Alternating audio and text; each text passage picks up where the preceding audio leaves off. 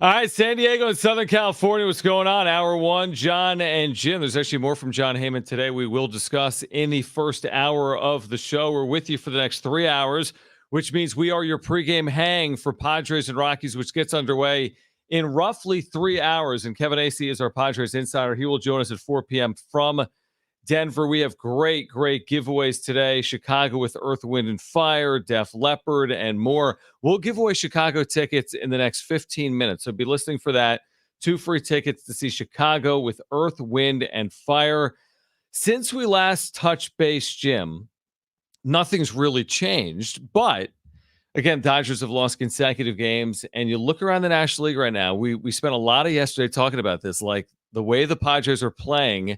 They're right where they need to be in the National League. They're towards the top of it. And now you're scoreboard watching. We're in the middle of August. We're heading towards September. You're looking at Arizona. They've got the Rays tonight in Tampa. You're looking at the Dodgers and the Cardinals this weekend. And, of course, the Padres and the Rockies. But everything's within 2 games of each other as we head into the final 6 weeks of the regular season. Yeah, it's where we're at, where you're not only concerned about Padres Rockies tonight, but you're also keeping an eye on Cardinals Dodgers and Rays Diamondbacks. Though that's the extent of my viewing list tonight. Padres Rockies on the main television, with definitely both eyes on what's happening with the Dodgers and Cardinals series and the Tampa Bay Rays and the Diamondbacks series for sure. Yeah, absolutely. So I'd say the same thing we've said for the last 48 hours, which is concern yourself with what you can concern yourself with, which is the Padres.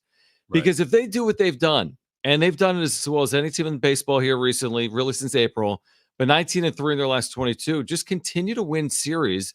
And I said this earlier this week. I'm like, if someone tells me the Padres finished the second half with the best record in baseball, they're likely to win this division. Not a guarantee. They're not finishing in third. If they've got the best record in baseball in the second half, they're not finishing in third, which means they're hosting a playoff series in the wild card.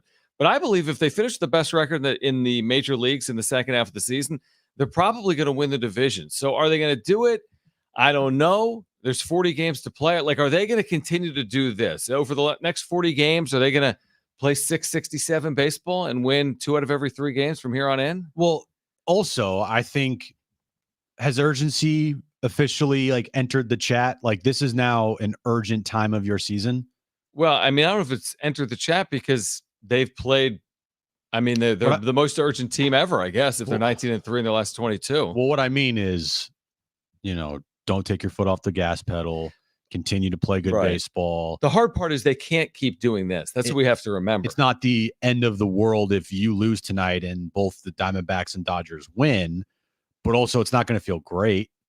Well, no, but see, that I don't look at it like that. I don't look at it like urgency tonight. Like, you're 19-3 in your last 22. Actually, I look at it like we have to be realistic here. They ain't playing at this pace from here on out. Like, this isn't happening. They're not playing anything like this. I mean, if they do, okay, then they're the World Series favorite. Let me just rephrase that. When you have opportunities to gain ground on the Dodgers, the urgency is take advantage of that, because you don't know how many of those opportunities is going to be in front of you until you play the Dodgers at the end of the year. Right. The Dodgers, one of these teams could still go on a massive run. Hopefully it's the Padres. True. Continue to play, maybe not at this level, but hey, win 6 out of every 10, 7 out of every 10 going forward. That's a pretty good clip. It is. Right now they're winning 8 or 9 out of 10, which is crazy. But if the Dodgers lose tonight and the Diamondbacks lose tonight, the urgency from the standpoint of tonight would be considered a big game to win, because then you gain ground. Sure, but you don't really control it. It goes back to that. The urgency doesn't change because the Dodgers lose, in my opinion. Because how do you know if the Dodgers are going to lose? I'm just saying, going forward, the Dodgers have played pretty decent baseball in the second half here. All take away the last 2 games versus the Brewers. 15-10. 15-10. They were going 15-8 going into the Brewers series. Or 14. The last 2 games of the Brewers series, they were 15-8. But I'm just saying, when you have opportunities to cash in, that's when it's going to feel like the urgency is greater, because Dodgers lose tonight, Padres lose tonight, that's going to feel like a missed opportunity. Maybe, but I mean, they were 10 back. I know. And they pulled to the 2. I guess here's my point.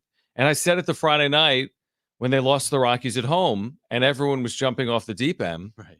and you were packing for Italy. I was, yeah. What I said was, it is a blip. They're playing really good baseball.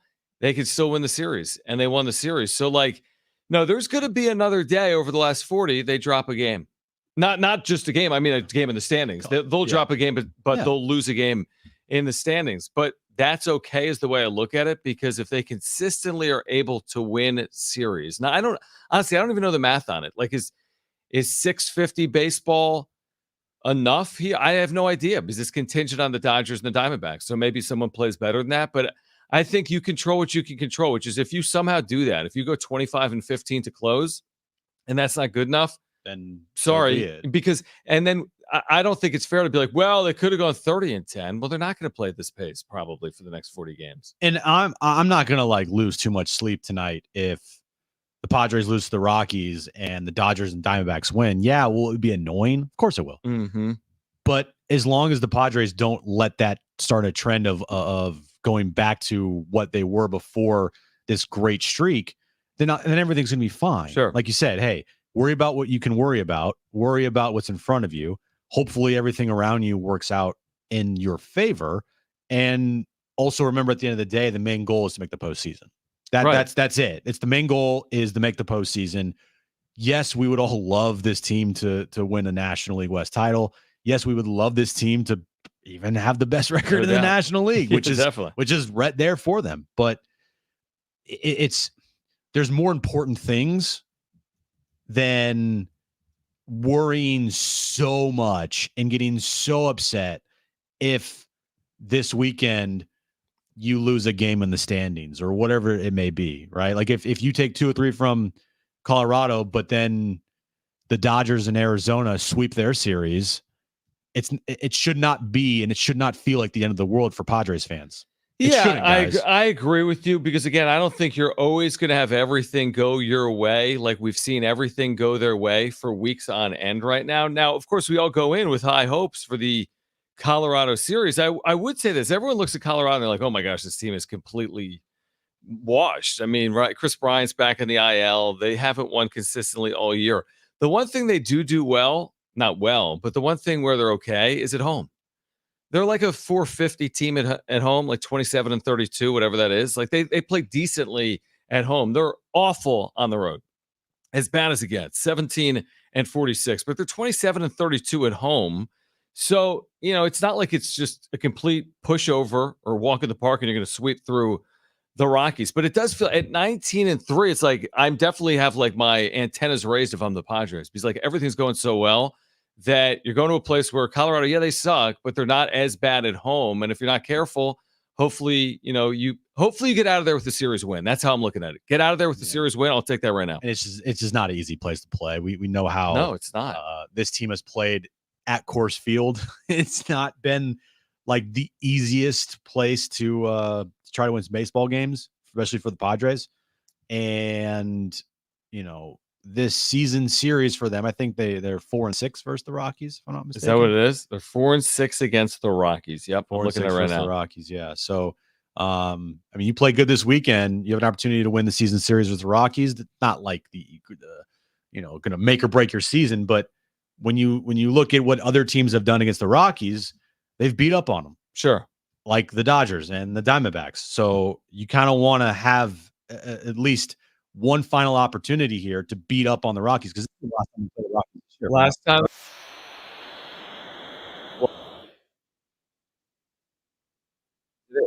40 games. Yeah, it's not somewhere that if you're a Padres fan, you're like, yes, they're going to Coors Field. No, it's tricky, man. Crap. Coors Field is, everything you said, I'm glad you mentioned the fact that the Rockies have played the Padres well. We've talked about the fact that the Rockies swept the Padres earlier this year at Petco. Matt Waldron as a knuckleballer in the thin air at elevation. I don't even know what to expect. I don't know if he's pitched there this year or not. But, it's not as easy as it seems on paper, I guess, is the point.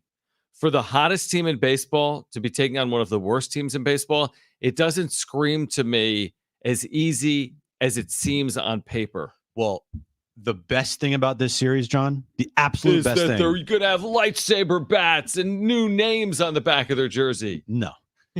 No. We'll talk about that, but no. That's for the casuals. you don't face Austin Gomber. True. You don't, I like that. You don't face Austin Gomber this weekend, a guy that has shoved every single outing versus you this year. So to me, like that's just, hey, you didn't face Paul Skeens at all this year when he took on Pittsburgh 6 games, and you're not going to face Austin Gomber again in this series. Do you like that? Like that to me, I'll take that as a massive positive. These are the things that when we talk about being good, but also having good luck. Again, Padres don't control when Paul Skeens pitches. They don't control when Austin Gomber pitches. They don't control when other teams commit errors against them. But they do control what they do in all other instances. And they've taken advantage of those situations a lot. And it does feel like sometimes the matchups have worked out favorably for them. Maybe they miss a starting pitcher. And again, this is what I would say about this series. Of course, it's not making or breaking your season. No. It's just not going to do that. But I think it's very easy from a Padres fan perspective to go into this weekend and be like, they're 19-3 in their last 22. We're winning this series. I'm expecting a good series, truthfully. I think these will be competitive games, good games, and I would have my guard up when it comes to this 3-game series about like how hard it may be to win this series. Hey, man, I'm confident. Like, I feel very confident going into this series. I think they feel very confident. They have, like I said yesterday, they're on autopilot mode. They have just this belief that every time they go out there, they're going to find a way to win the game. Right. Like, even if they're trailing late, they're going to win, or they're going to find a way to tie it up and come through. Like, that's just where their mindset is at right now. And you just don't want any slip up. And this is the last time you face the Rockies this year. So, take advantage of the opportunity of playing one of the worst teams in baseball. Yeah, you don't want to not have the tiebreaker. Well, I don't care about the tiebreak. This doesn't matter. What if the Rockies get hot? Yeah. And what if they win 30 in a row? Then they'll still be behind the Padres, probably. That is true. Yeah. By the way, Matt Waldron in his career Coors Field, I don't think it was this year. I think it may have been last. 6 innings, 4 hits, 1 run in his only career outing at Coors Field. All right, we're just getting started. We will hear what Jon Heyman had to say. Actually, have to. Yeah, we kind of have to again. He's weighed in again on the Padres, this time with an offseason prediction. We'll share that for you on the other side, but I promised Chicago with Earth, Wind, and Fire tickets. Caller 6, you have 2 free tickets to see Chicago with Earth, Wind, and Fire. All you need to do is call 877-767-4760. Caller 6, you're going to see Chicago with Earth, Wind, and Fire Saturday, August 31st at the North Island Credit Union Amphitheater. Again, the number to call is 877-767-4760. One more time, caller 6, 877-767-4760. Chicago, Saturday, August 31st at North Island Credit Union Amphitheater. Jon Heyman weighs in again on the Padres. We'll hear from him next.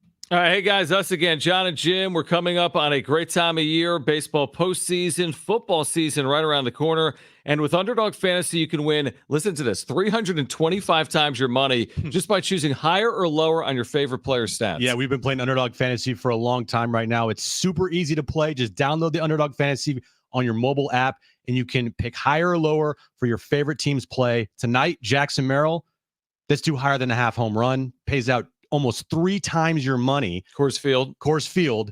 Now you have to pick another team to finish your bet here. So I'm going to take, let's see here, lower than a half total base for Jake Cave. So there we go. Jackson Merrill, higher than a half home run, and Jake Cave, lower than a half total base. I love it. Making picks on Underdog is so simple, and it's even easier to get started. Go to their mobile app or underdogfantasy.com. Sign up with promo code Jon and Jim, JONANDJIM. And Underdog will give you a highly discounted pick to use in your first pick of entry, plus a deposit offer. That's Underdog Fantasy, promo code Jon and Jim, to claim your new customer offer of a gimme first pick and your deposit offer. Must be 18 plus and present in the state where Underdog Fantasy operates. Terms do apply. Concerned with your play, call 1-800-GAMBLER or visit www.ncpgambling.org.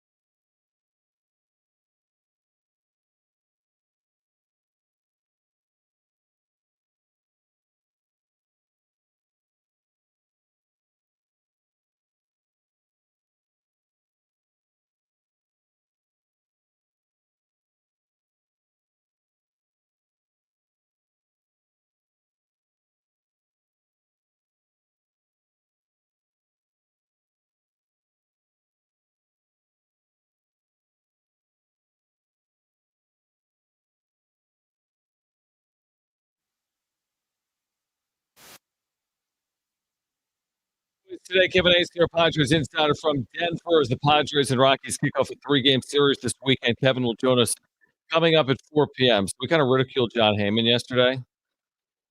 Well, yeah, rightfully so. Rightfully so. So let's talk about what he wrote today about the Padres after basically tearing at his credibility yesterday.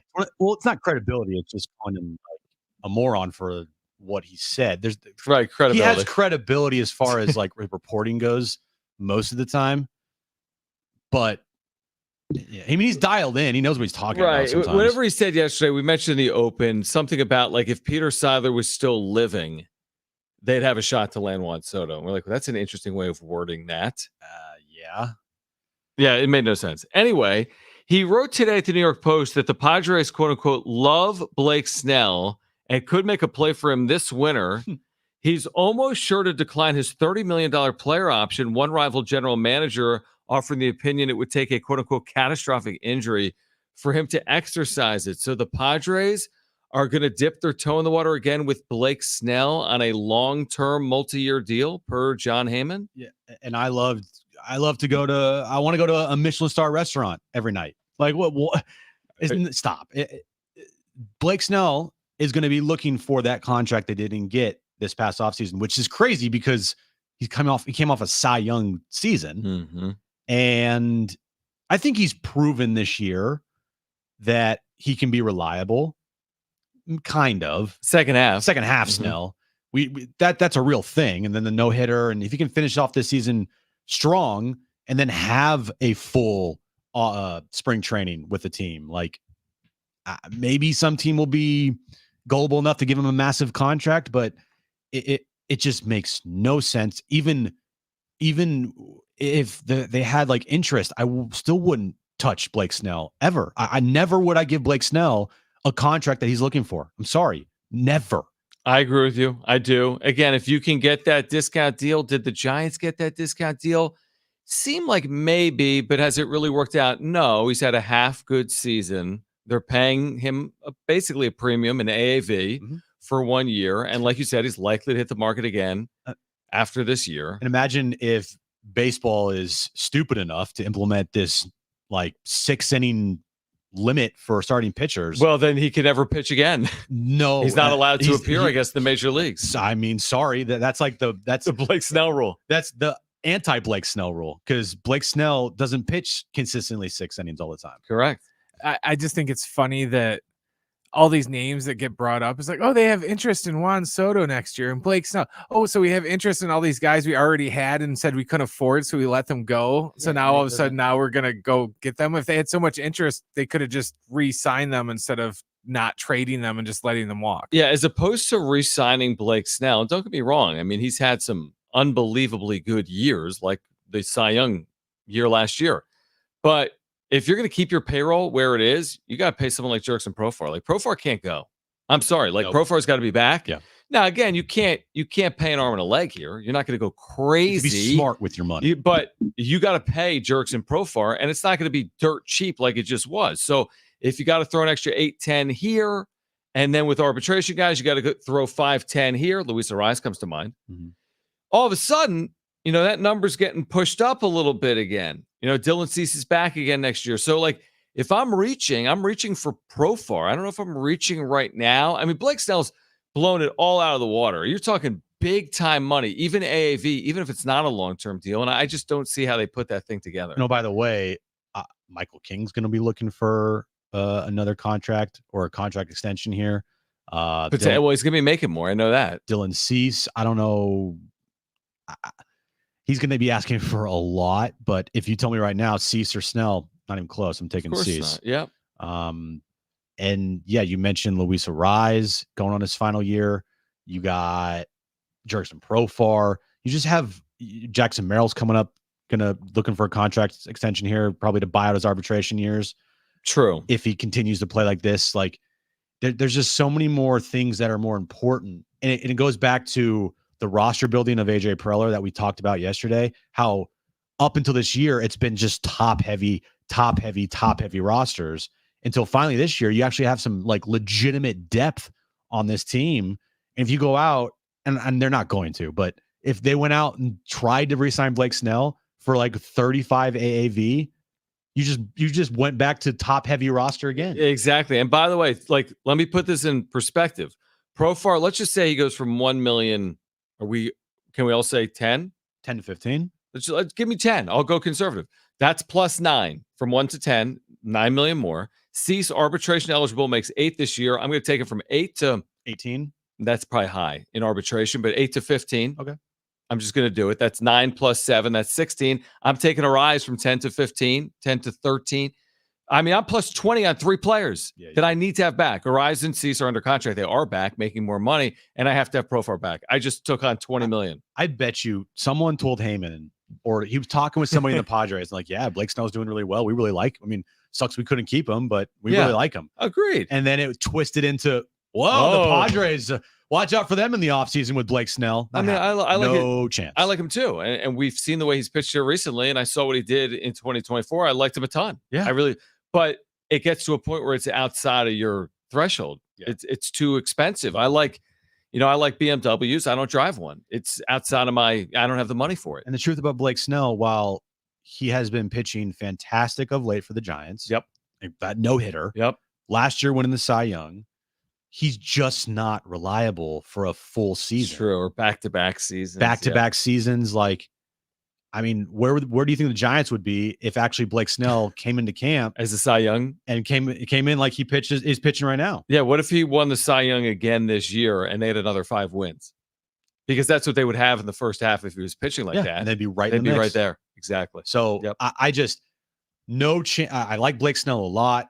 I think he is one of the nastiest pitchers in baseball. I've said it before. When he's on, I think he has the best stuff in all of baseball. Like, and it's not even close. But he's just not close. But I think he's got good stuff. Okay, you're right. He's up there. Yeah. But I still take him on his best day over mostly anybody. I just can't rely on him. Yeah, exactly. And listen, I mean, Cease has had stretches like Snell has had stretches. This year's a prime example. Yeah. Cease had like that 6-start stretch where he led like 5 hits or 6 hits, right, and had like a sub-1 ERA. He's also had some stretches where he hasn't been that pitcher. But listen, to your point, I got Cease next year for 15 million or whatever the number is. Yeah, not even or close. Snell for 37. And Cease is comparable to Snell stuff-wise. So you're gonna pay 3 times more. He's the right-handed pitcher. He's the right-handed Blake Snell almost. Yeah, stuff-wise, I think he works deeper into games. Like his sliders is one of the best in baseball. But I think he has probably pitched more innings per outing than Blake. He obviously has because Blake Snell's at the bottom of the barrel with that. He'll eat innings that Blake Snell can't. Yep, no doubt about it. All right, on the other side, there's a lot to get to related to Padres and Rockies, including this Rookie of the Year race. It's very much alive and well in the National League. Where does Jackson Merrill stand at this very moment? We'll have an update for you on the other side. Tickets to give away. Kevin Acey, our Padres insider, joining us at 4 p.m. It's Jon and Jim.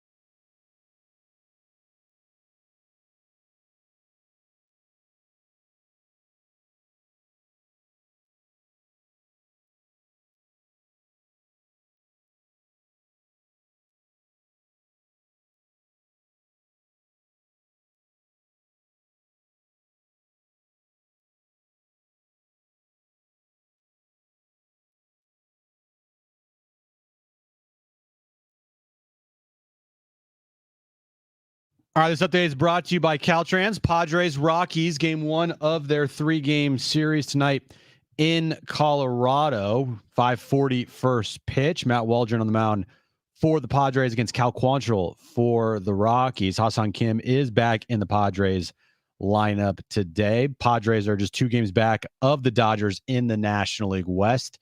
And they're also tied with the Arizona Diamondbacks in the National League West and the wild card race as well. Cardinals play the Dodgers this weekend, and the Tampa Bay Rays take on the Arizona Diamondbacks. Attention, California drivers. The kids of Caltrans workers count on you to keep their loved ones safe. So when you see a highway work zone, please slow down and pay attention. Remember that someone's loved one out there. Be work zone alert.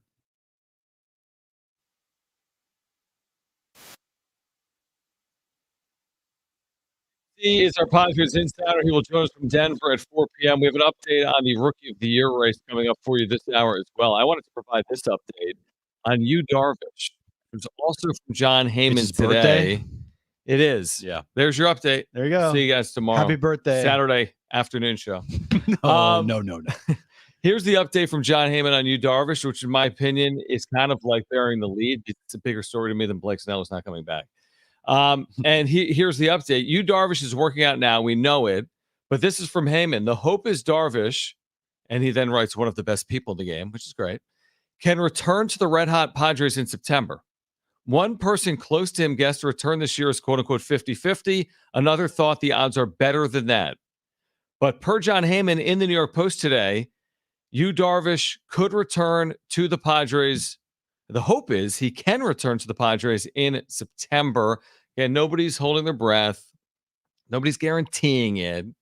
I'm just putting 2 and 2 together. Red hot Padres, 38-year-old. He turned 38 today. 38-year-old Yu Darvish. How many more bites at the apple, so to speak, are you getting to win a World Series? I'm just putting the 2 and 2 together. And I don't know what's going on off the field with him because that's the reason he's not here, because of a personal matter. So that makes sense too. But I don't know. I mean, if I was betting, seriously, if I had $100 to bet on this, if he returns or doesn't return, I'd bet the $100 he returns. If we're hearing things about it right now, I think that there is like a ramp up happening. So yeah, I agree. Yeah. I think the odds of us seeing him again pitch this year are going up by the day. I don't know where like he would slot in, and you're like, well, Jim, he's Yu Darvish, of course, but you know how hard it is to just in the middle of a pennant race where you're fighting for a division, and he hasn't pitched in how long, and you just drop him in the middle of September, and be like, hey, we need you to go out and like pitch great for us your final 3 starts. Like that's tough. You can't wrap. You gotta. It's like 0 to 100 real quick. And maybe it works, maybe it doesn't. I mean, do I have faith in Yu Darvish? I do, but I'm also sitting here acknowledging like it would be very tough to just be dropped right in after not pitching for what, 2-3 months? It's been since May, the end of May. Now I completely agree with that. I just think he returns. As in, I'm not willing to say he returns and leads them to the promised land. Hey, maybe you want to be a part of this. Yeah, maybe. I don't know. To your point, I'm with you. I'd bet against a late September return, and all of a sudden he's throwing 6 innings in Game 2 of the National League Championship Series. But I'd love to see it. I hope that plays out and that happens. But I'm with you. I'm skeptical at his value coming off 3+ months sitting, but I'm also skeptical that he doesn't try to return. So I think we're going to see him. Of course, nobody can guarantee it. And also, it's a little bit of, again, I'm using a million cliches. It's like a shot in the arm if you do get Yu Darvish, because now you've gotten Joe Musgrove, and now you got this veteran leader, like Jon Heyman writes, one of the best people in the game. And hopefully you get Fernando Tatis Jr. It's like you're getting the full team together. And then what do they make of having that full complement of their roster available late in the year? And we know how good of a person Yu Darvish is. He's one of the best people like you would ever meet. But how much is he going to help you on the baseball field is the question. Not doubting Yu Darvish's skills at all. I'm just questioning, like, being placed in this position after not pitching for a long time. How much is he going to help you?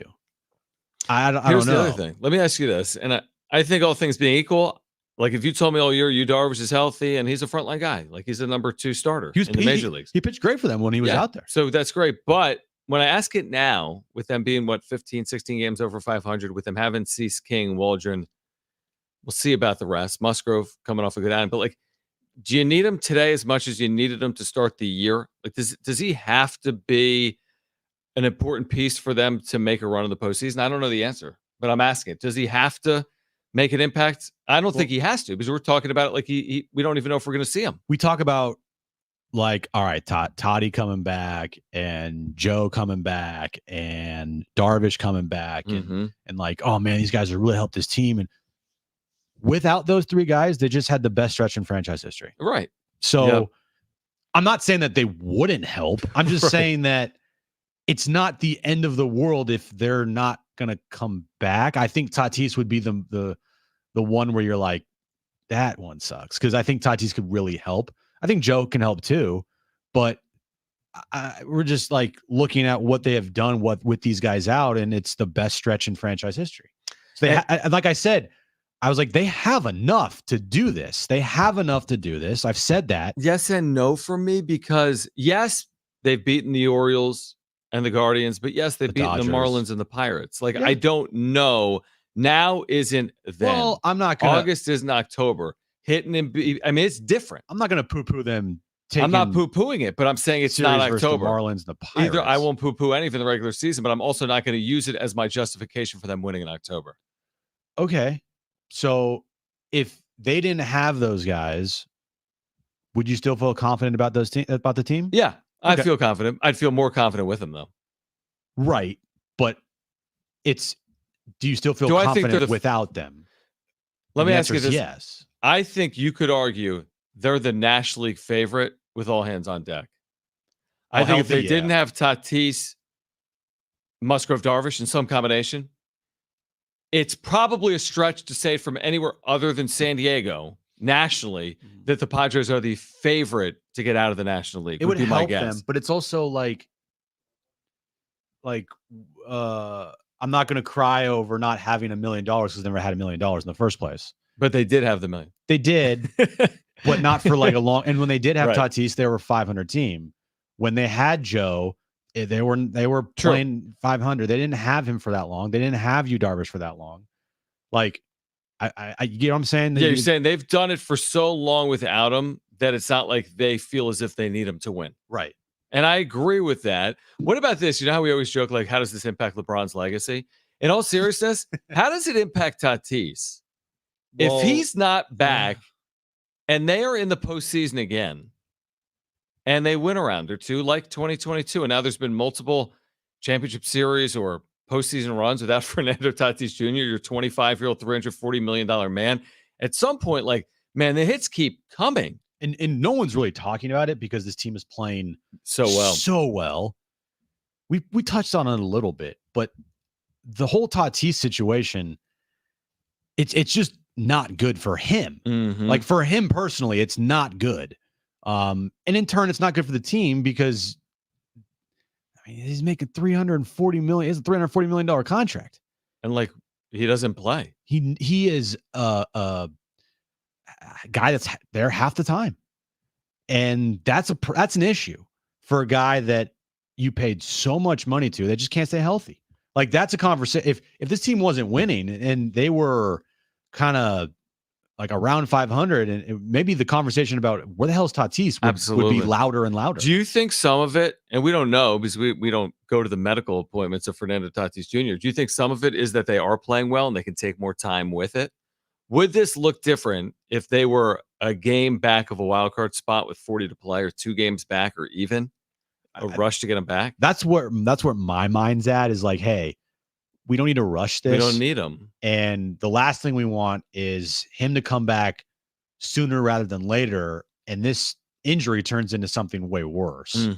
Because he is kind of made of, I mean, I'd say it, but he's just injury prone. He's kind of made of glass a little bit. Like, he goes out there and more often than not, he's injured. I mean, this injury, John, happened the first week of the season. It was in like Korea. And I won't go down the path of being like, well, he's definitely coming back. I said it in 2022. He never came back. It's like, oh yeah, the wrist. Oh, it took a little long. Oh, PDs. Like, and even without the PDs, it took forever. Remember that timeline? It kept getting delayed all of 2022. Well, So I can't guarantee he's coming back in we 2024. we know why. It was because he didn't tell anybody about his injury. Well, that's true. And it didn't heal properly. But we knew about that by the time he had his surgery. There were still, remember when they told us it was like day one of spring training, like, surprise, he's having surgery. Yeah, I remember that. So you get, okay, that's a disaster. But you're like, oh, he'll be back in, I forget, 3 months. Okay. So 3 months from March was June. Yeah. And then we're looking at each other in 5 months June. later. 5 months later, he's in a rehab and then he gets popped. Yeah. So that's why I can't yet go down the path of like, well, he's definitely coming back. I hope he is, but we all lived through 2022. He didn't come back. And when he does come back, can he make an immediate impact? Because it's the same conversation that we just had about Darvish and Musgrove. Like, they haven't pitched in a long time. Now, Joe is back, and he pitched very well his first outing. Hopefully, he builds on that and gets stronger and stronger with each outing he goes out there. But, I mean, Tatis hasn't played in, what, 2 months?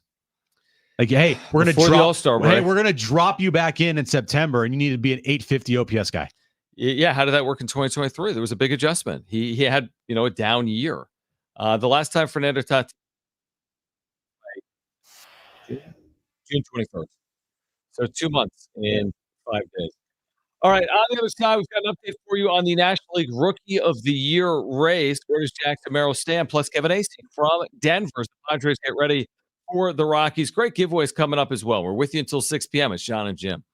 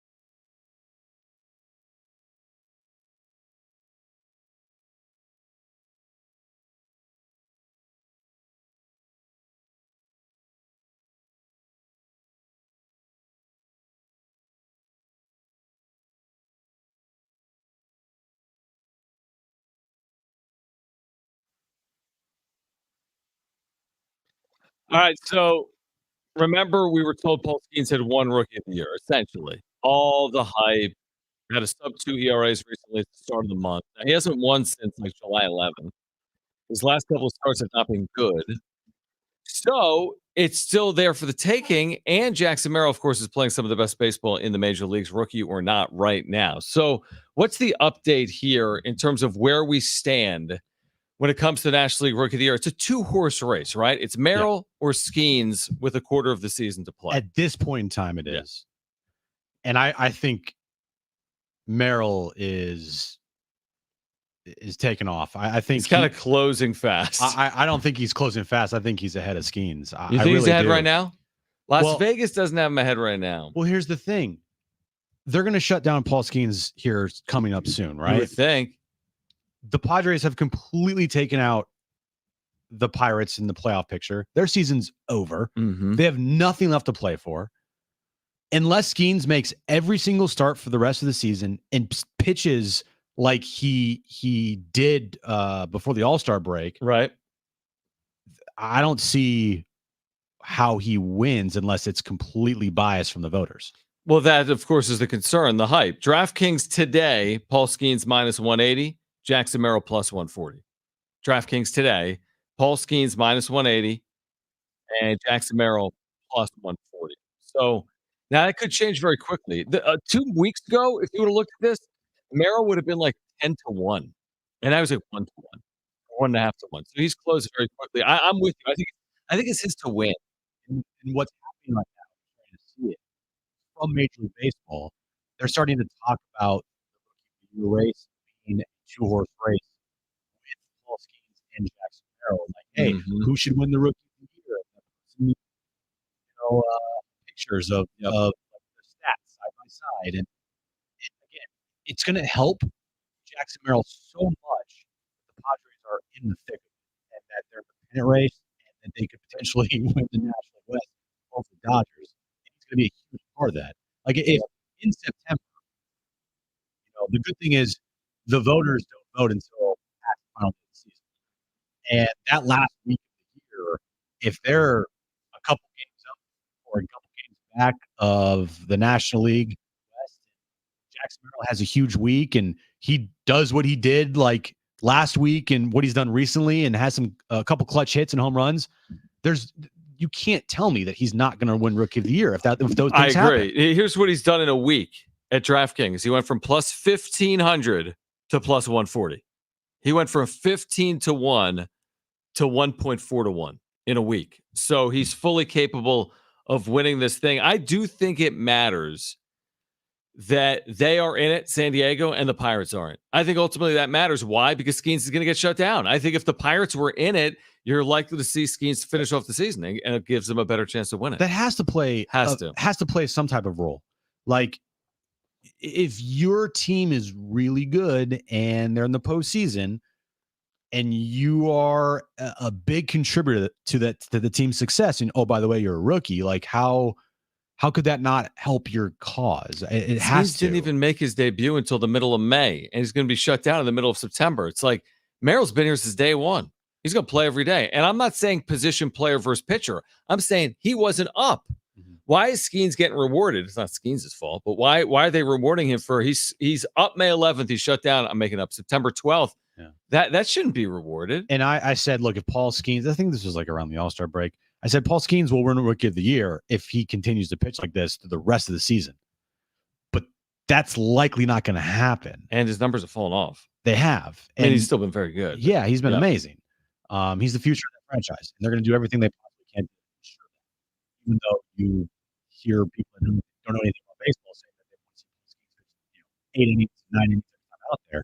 Like, no, they have to make sure that he remains healthy for the future when it matters the most, not right now when there's nothing to play for. So unless Paul Skeens goes on another epic run, which I don't know if that's going to happen, but if he does, then yeah, it'll be tough for Merrill to get over that hump and win Rookie of the Year. But if they shut him down, I think Merrill wins. Merrill wins, I think, running away. Yeah. So again, Skeens' last outing, Dodger Stadium, 6 innings, 4 runs. Start before that, 5 innings against Arizona, allowed a couple of runs. Like he's been he's come back to earth, so to speak. His year's very good, but yeah, I think Merrill's year really does stack up. It'll be. And listen, if Jackson Merrill wins this thing, that is really unbelievable to start the year in the big leagues as a 20-year-old. Nobody knew. Nobody knew. You're moving positions. You're 20, and to put together this type of season, maybe to be the first rookie of the year for this organization since 1987. Wow, you talk about improbable for a rookie to pay dividends under AJ Preller. Wow, and he's everything that you want in a baseball player.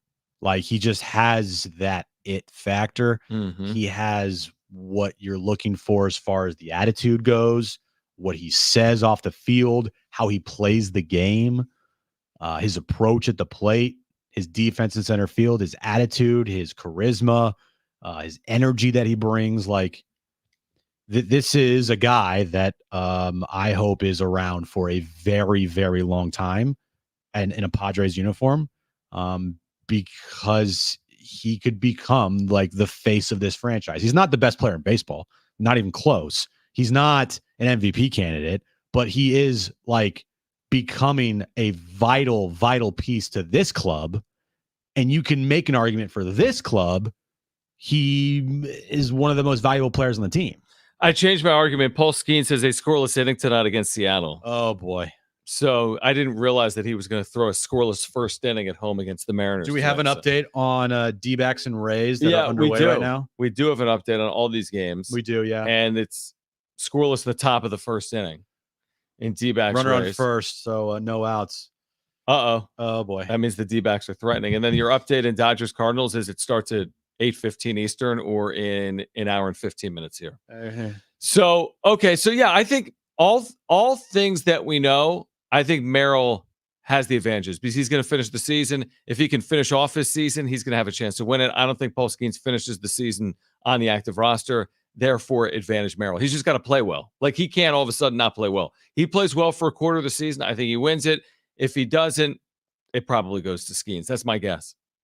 Because I think Skeens is going to be shut down. So Merrill will have the opportunity to win it. Yeah. And it probably, after what Jackson has done recently and his whole body of work, I mean, truthfully, it should go to Jackson Merrill just because his body of work, I think, is better than Paul Skeens is right now. Even if Paul Skeens finishes out this season on a hot stretch, I think what Jackson Merrill is doing is more meaningful than what Paul Skeens is. Completely agree. I agree. All right, next hour, your chance to win a pair of tickets to see Def Leppard and Journey. It's the Summer Stadium Tour with special guest, the Steve Miller Band, Friday, August 30th at Petco Park. We'll give away those tickets in the 4 o'clock hour. Again, Def Leppard, Journey with the Steve Miller Band, Friday, August 30th at Petco Park. Coming up next, do not go anywhere. It's our Padres insider, Kevin Acee. Is there an update on the timeline for Fernando Tatis Jr.? What about a potential return for Yu Darvish? He'll get us ready for Padres and Rockies as well. We'll kick off hour 2 with our Padres insider, Kevin Acee. That's next on Jon and Jim.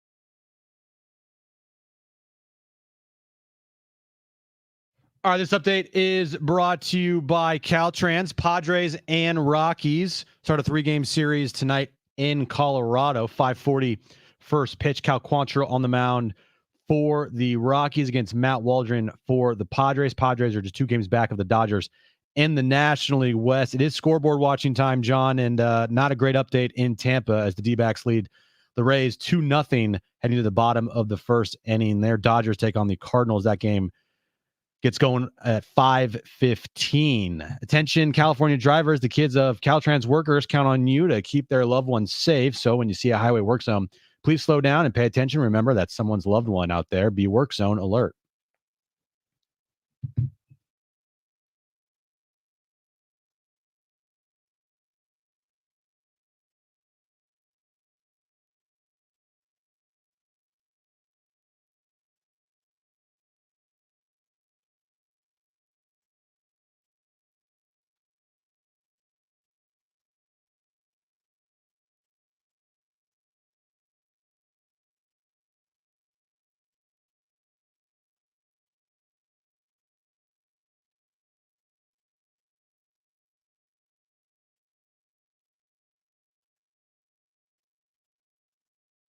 All right, San Diego and Southern California, what's going on? This is hour 2 of Jon and Jim. We hope to be joined by our Padres insider, Kevin Acee, shortly. Why can't we have a moment in the sun? You just said Arizona leads. I'm so upset. You've Even though the ruined Padres are playing the everything. best baseball in franchise history. Why? Okay, so Arizona, I just texted him, Brent, so hopefully, I'm not sure. Maybe he's in probably some type of media availability. So we'll try to connect with Kevin Acee shortly. It's 5 there, so it's 4 here. But think about it. Every single person in the Mountain Time Zone is 1 hour ahead of us. Can you imagine that? They're like, so it's 4 here, but like there it's 5. Did you just discover time zones today?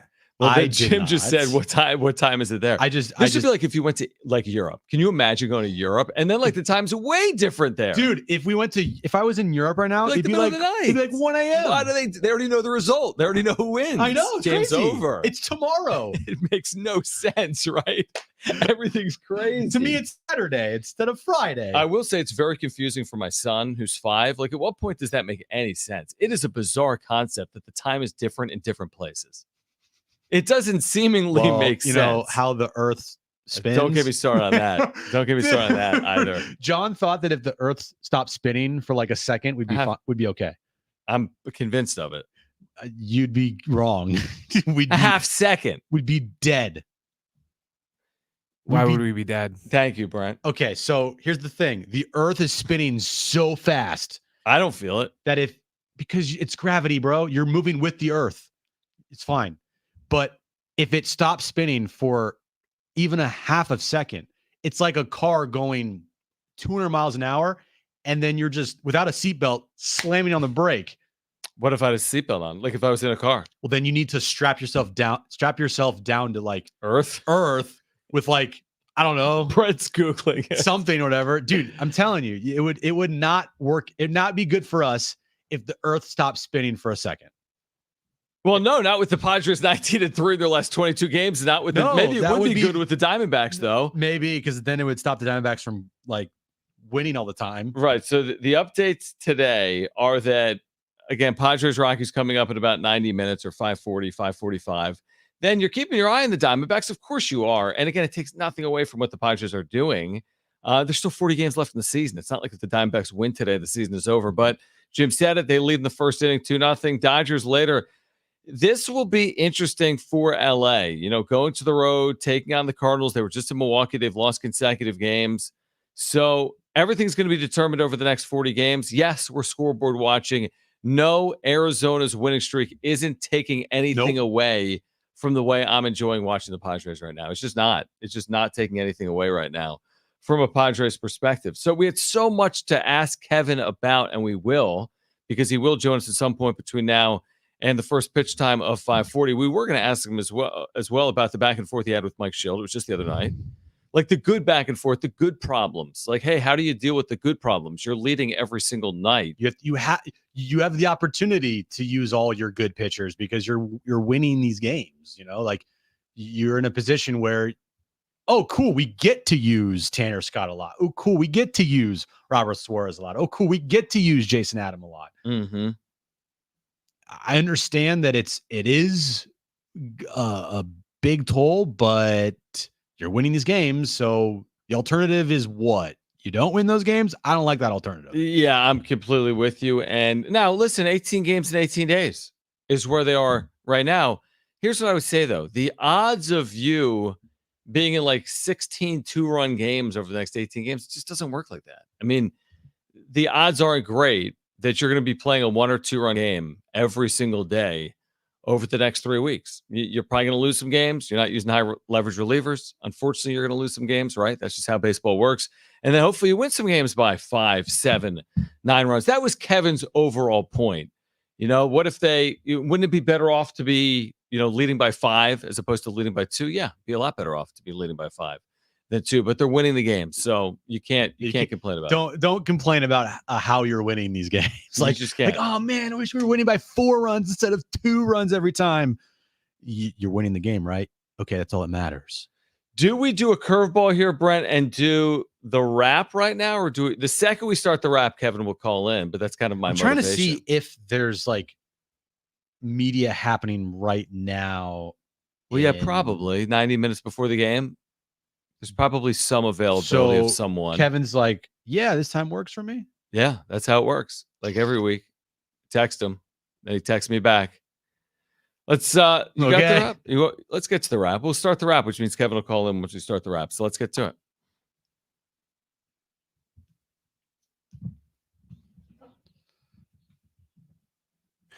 Is this a must-win series for the Padres? No, it's not a must-win series, but that would be just a real kick in the you-know-what if all of a sudden you lose 2 or 3 in Colorado to the Rockies. Like, hey, we just played the best stretch of baseball in franchise history. Oh, we just lost a series in Colorado to the Rockies. Womp, womp. Right. Can't stop Debbie Downer. Like, you don't want that to happen. 2 or 3 minimum. That's what you're looking for this series. That's what I was looking for when they faced the Rockies a couple weeks ago. Even though they lost game 1, you're like, okay, just win the series and you're fine. And Derek Togerson texted us, said, look, if you win 6 out of every 10 remaining of the season, hold on, let me pull it up here. That is it's 24 and 16. 93 wins. Yeah. 93 wins will get you in the postseason, and it will give you a good chance to win the division. Maybe not the best chance, but you'll be in the mix. Right. So we're taking that, right? Are you taking that? 6 out of 10 from here on out?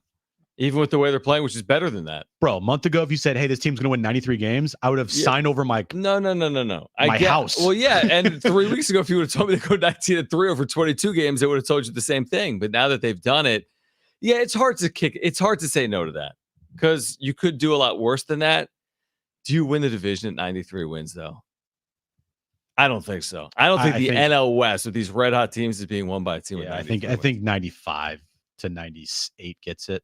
What was the question? Is this a must-win series? Yeah. No, it's not a must-win series, but it's one of those things that I'm taking. Of course, you never are like, oh, you need to sweep someone on the road. So that's why, of course, you take that series win. You lose a game in Colorado, so be it. Take that series win and move on. Next question.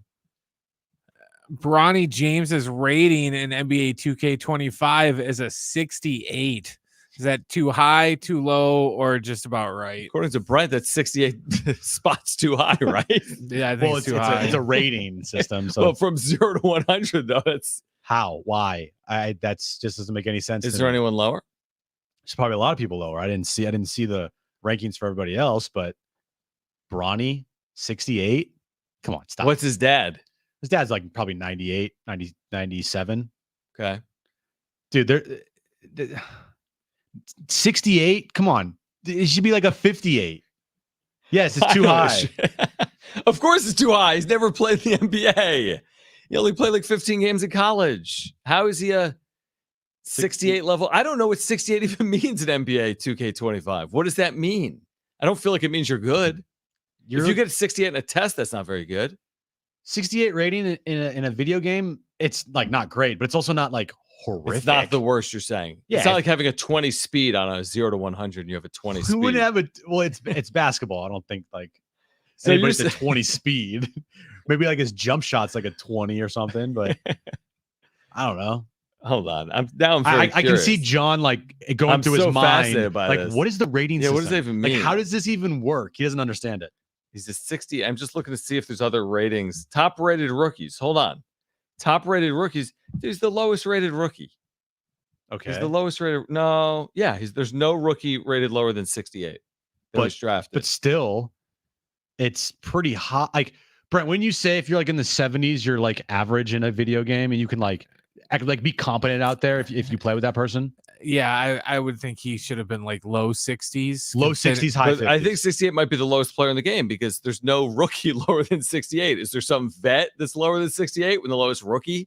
That seems kind of high. I would think I play video games where some guys are like in like the 50s or like the low 60s. How about this? Zach Edey is 72, and then Bronny's 68. What? The national the national college player of the year is ranked 72, and Bronny, who played like 3 games in college, is 68. Our boy Zachary Ricochet or whatever, the France overall #1 pick, and Alex Sarr, those guys are 75s. First 2 picks are 75s. Bronny's 68. This makes me laugh for some reason. Next question. What's your favorite Padres Players Weekend nickname? Well, there's an empty dot there. We're only doing 3 questions I today. got you.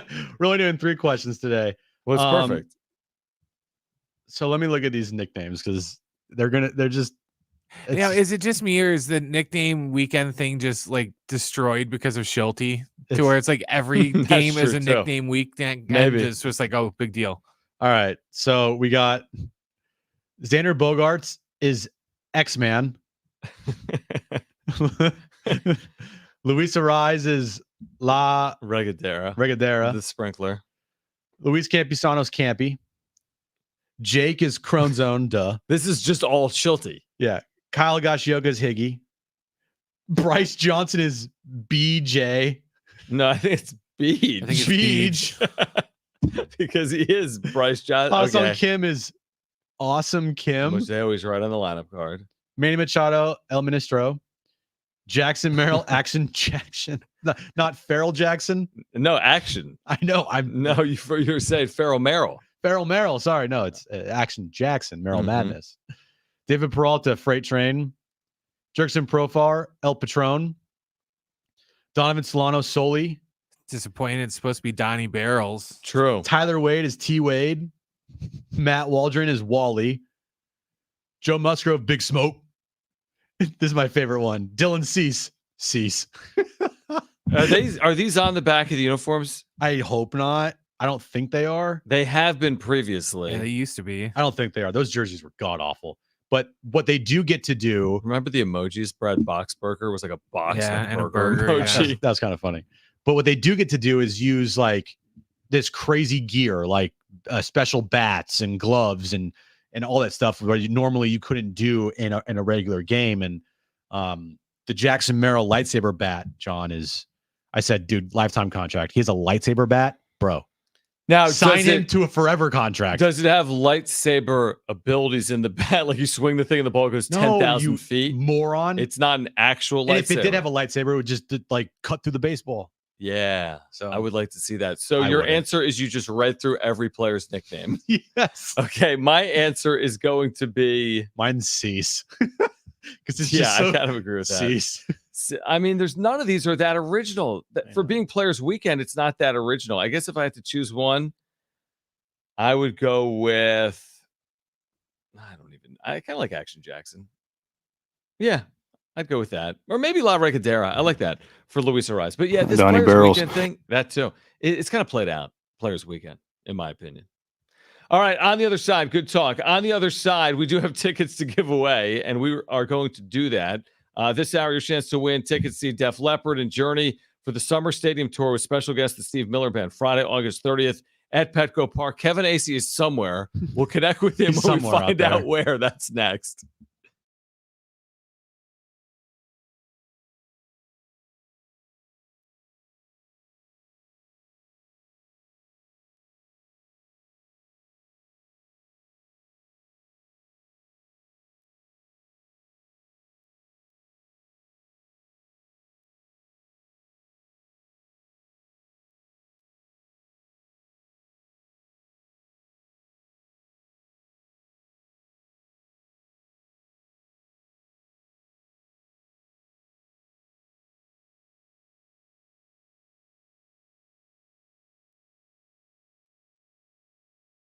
All right, hey guys, it's Schaefer, and listen up. We found paradise. It is Circa in Las Vegas. We're going to be there next week. We were there in July. Truly is a sports lover's dream. You got to check it out with their unbelievable sports book, the largest in the state of Nevada, and Stadium Swim, which is an incredible rooftop pool. In fact, it's 6 rooftop pools, massive outdoor video boards. They have every San Diego Padres game on at Stadium Swim all year long. They also are open 365 days a year. Here's the other good news. Circa is a 21-plus venue. There's nothing to worry about other than sports. And speaking of which, the biggest pro football contests in Vegas are back. We're talking about Circa Survivor and Circa Million. Win and no rake. Circa Survivor contestants select one team each week with no point spread. Last the longest to win it all with $10 million guaranteed. In Circa Million, make 5 picks against the spread each week for your share of $6 million guaranteed. They have quarterly and full season payouts. You enter in Nevada, but you can play from anywhere, including right here in San Diego. Visit circasports.com. That's circasports.com for details.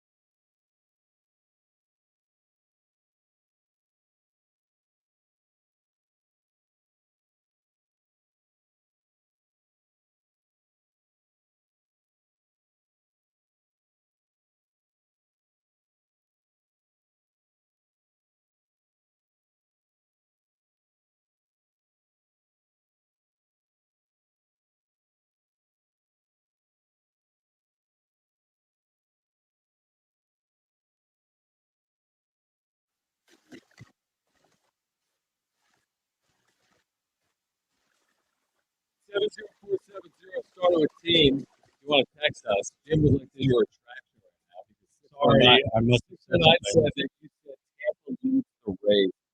Oh, Man, I'm the so week. sorry. You ruined your first week back. There goes my credibility. They lead in No. rays of sunshine. What's that, Brent? They lead in rays of sunshine. That's right. It's very sunny in Tampa. This is the first. The problem with the text line. Exactly. The problem with the text line sometimes I forget to pull it up.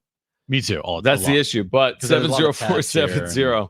Start it with the word team. Again, 70470. Start it with the word team. People are weighing in on Jackson Merrill in the conversation with Paul Skeens. But again, you can text us. The question right now is, where in the world is Kevin Acee? Where in the world is Kevin Acee. Kevin Acee. Now, because in his newsletter, he wrote he's not in Denver. He's off this weekend, but he joins us every Friday, even when he's off for weekends, which has happened previously when the team's at home. He can't. And Jeff Sanders is covering them on Friday. So I think here's my speculation. You texted him, so like every day, not every day, every week. Here's my speculation. He put his phone down, or turned his ringer off, or like went to the gym. It is a bad feeling. We've all been there. You know that feeling when you're like supposed to take a call at 11 a.m. and then you look at your phone at 11:20 and like you've missed like 4 calls. You're like, oh no. Right. There was one day, I think I was inside Viejas Arena and we had like an 11 a.m. meeting. I'm making it up with our program director, maybe Mary or Brian. And you had texted me like 50 times, like, dude, meeting. I now. remember that. We are meeting now. That. I'm like, oh, my bad. I don't have service inside Viejas. Whatever it was something like that. No, I think I was inside Viejas Arena. I don't think it was a meeting. I think it had to do with something some breaking news. Was it? And I texted you like a million times. Like, Juan Soto's been traded to the Padres. I'm like, what? And your response was like, oh, whoops. Yeah, basically. I didn't have service or something along those lines. Which is what it was. Wherever I was, I mean, that's exactly what it was. But we can all relate to that. By the way, there's an update here in the NFL related to Jim's Niners, with John Lynch saying today the Niners feel urgency to get a deal done with Brandon Ayuk. This has played out like paint drying. It's played out such a horribly. long saga by professional sports standards. This is like the only thing that is being discussed in Niners camp, I assume. There's 2 NFL storylines. Correct me if I'm wrong. CeeDee Lamb's holdout and Brandon Ayuk's future, whether it's in San Francisco or elsewhere. That's been training camp. Well, also too, Jamar Chase, right? He just text you. I have an update. What's the update? You forgot. I am sorry. You don't read his he was thinking text. 4:30. Yeah, that's you don't apologize. That's what I'm saying. Everyone's 4:30 is perfect. Yeah, perfect. Works perfectly. We'll call it. And here's the thing: like I said, we've all done it a million times. Yeah, it's fine. So we'll call him them. I want to get his thoughts on Ayuk. What do you make of the Brandon Ayuk situation, Kevin? Yeah, you're like, what? Huh? What do you make of the Brandon Ayuk situation? I don't know what's taking so long.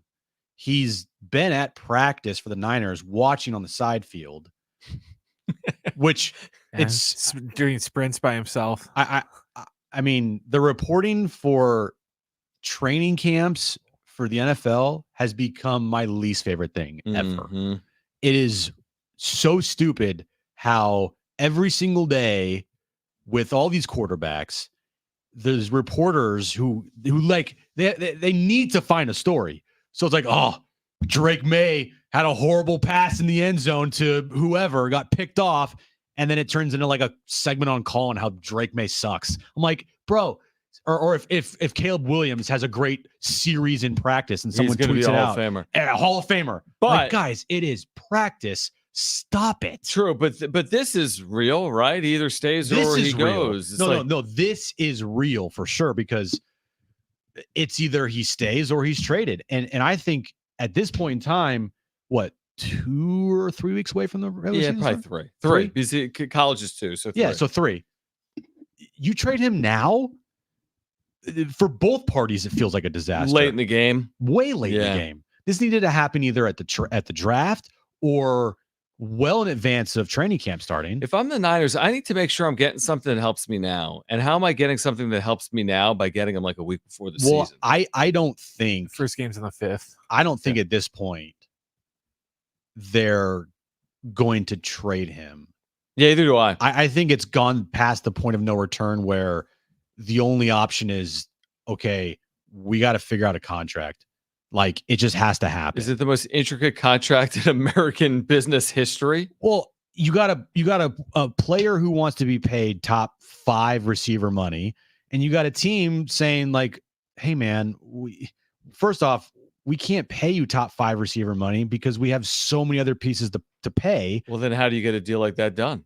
You just, I think you give him close to what he wants, and you just be like, look, man, here's the deal.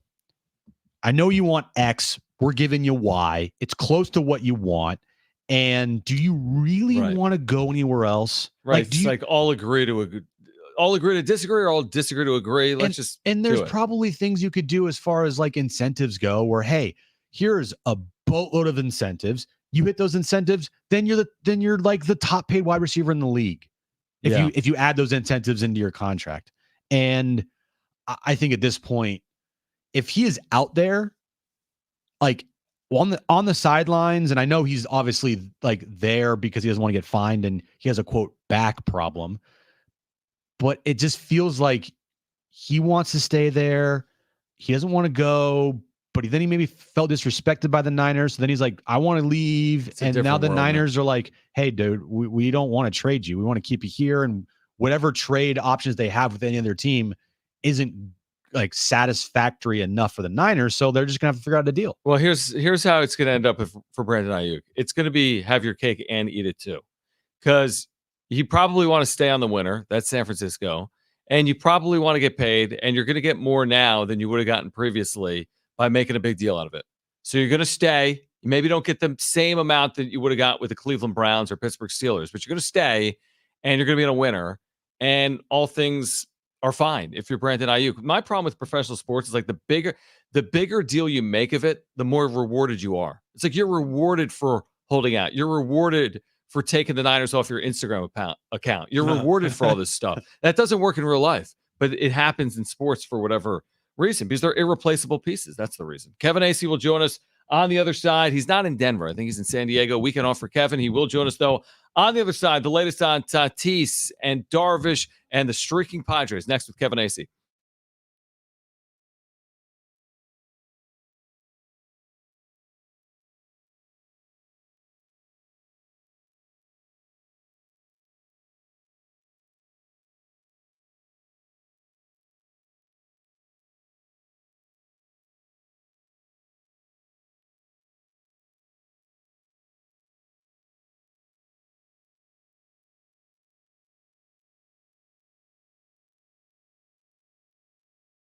All right, we have great news for homeowners. We really do. With mortgage rates tanking right now, my friends over at Loan Pronto, they have rates starting with the number 4. That's right. This is the best rate in years.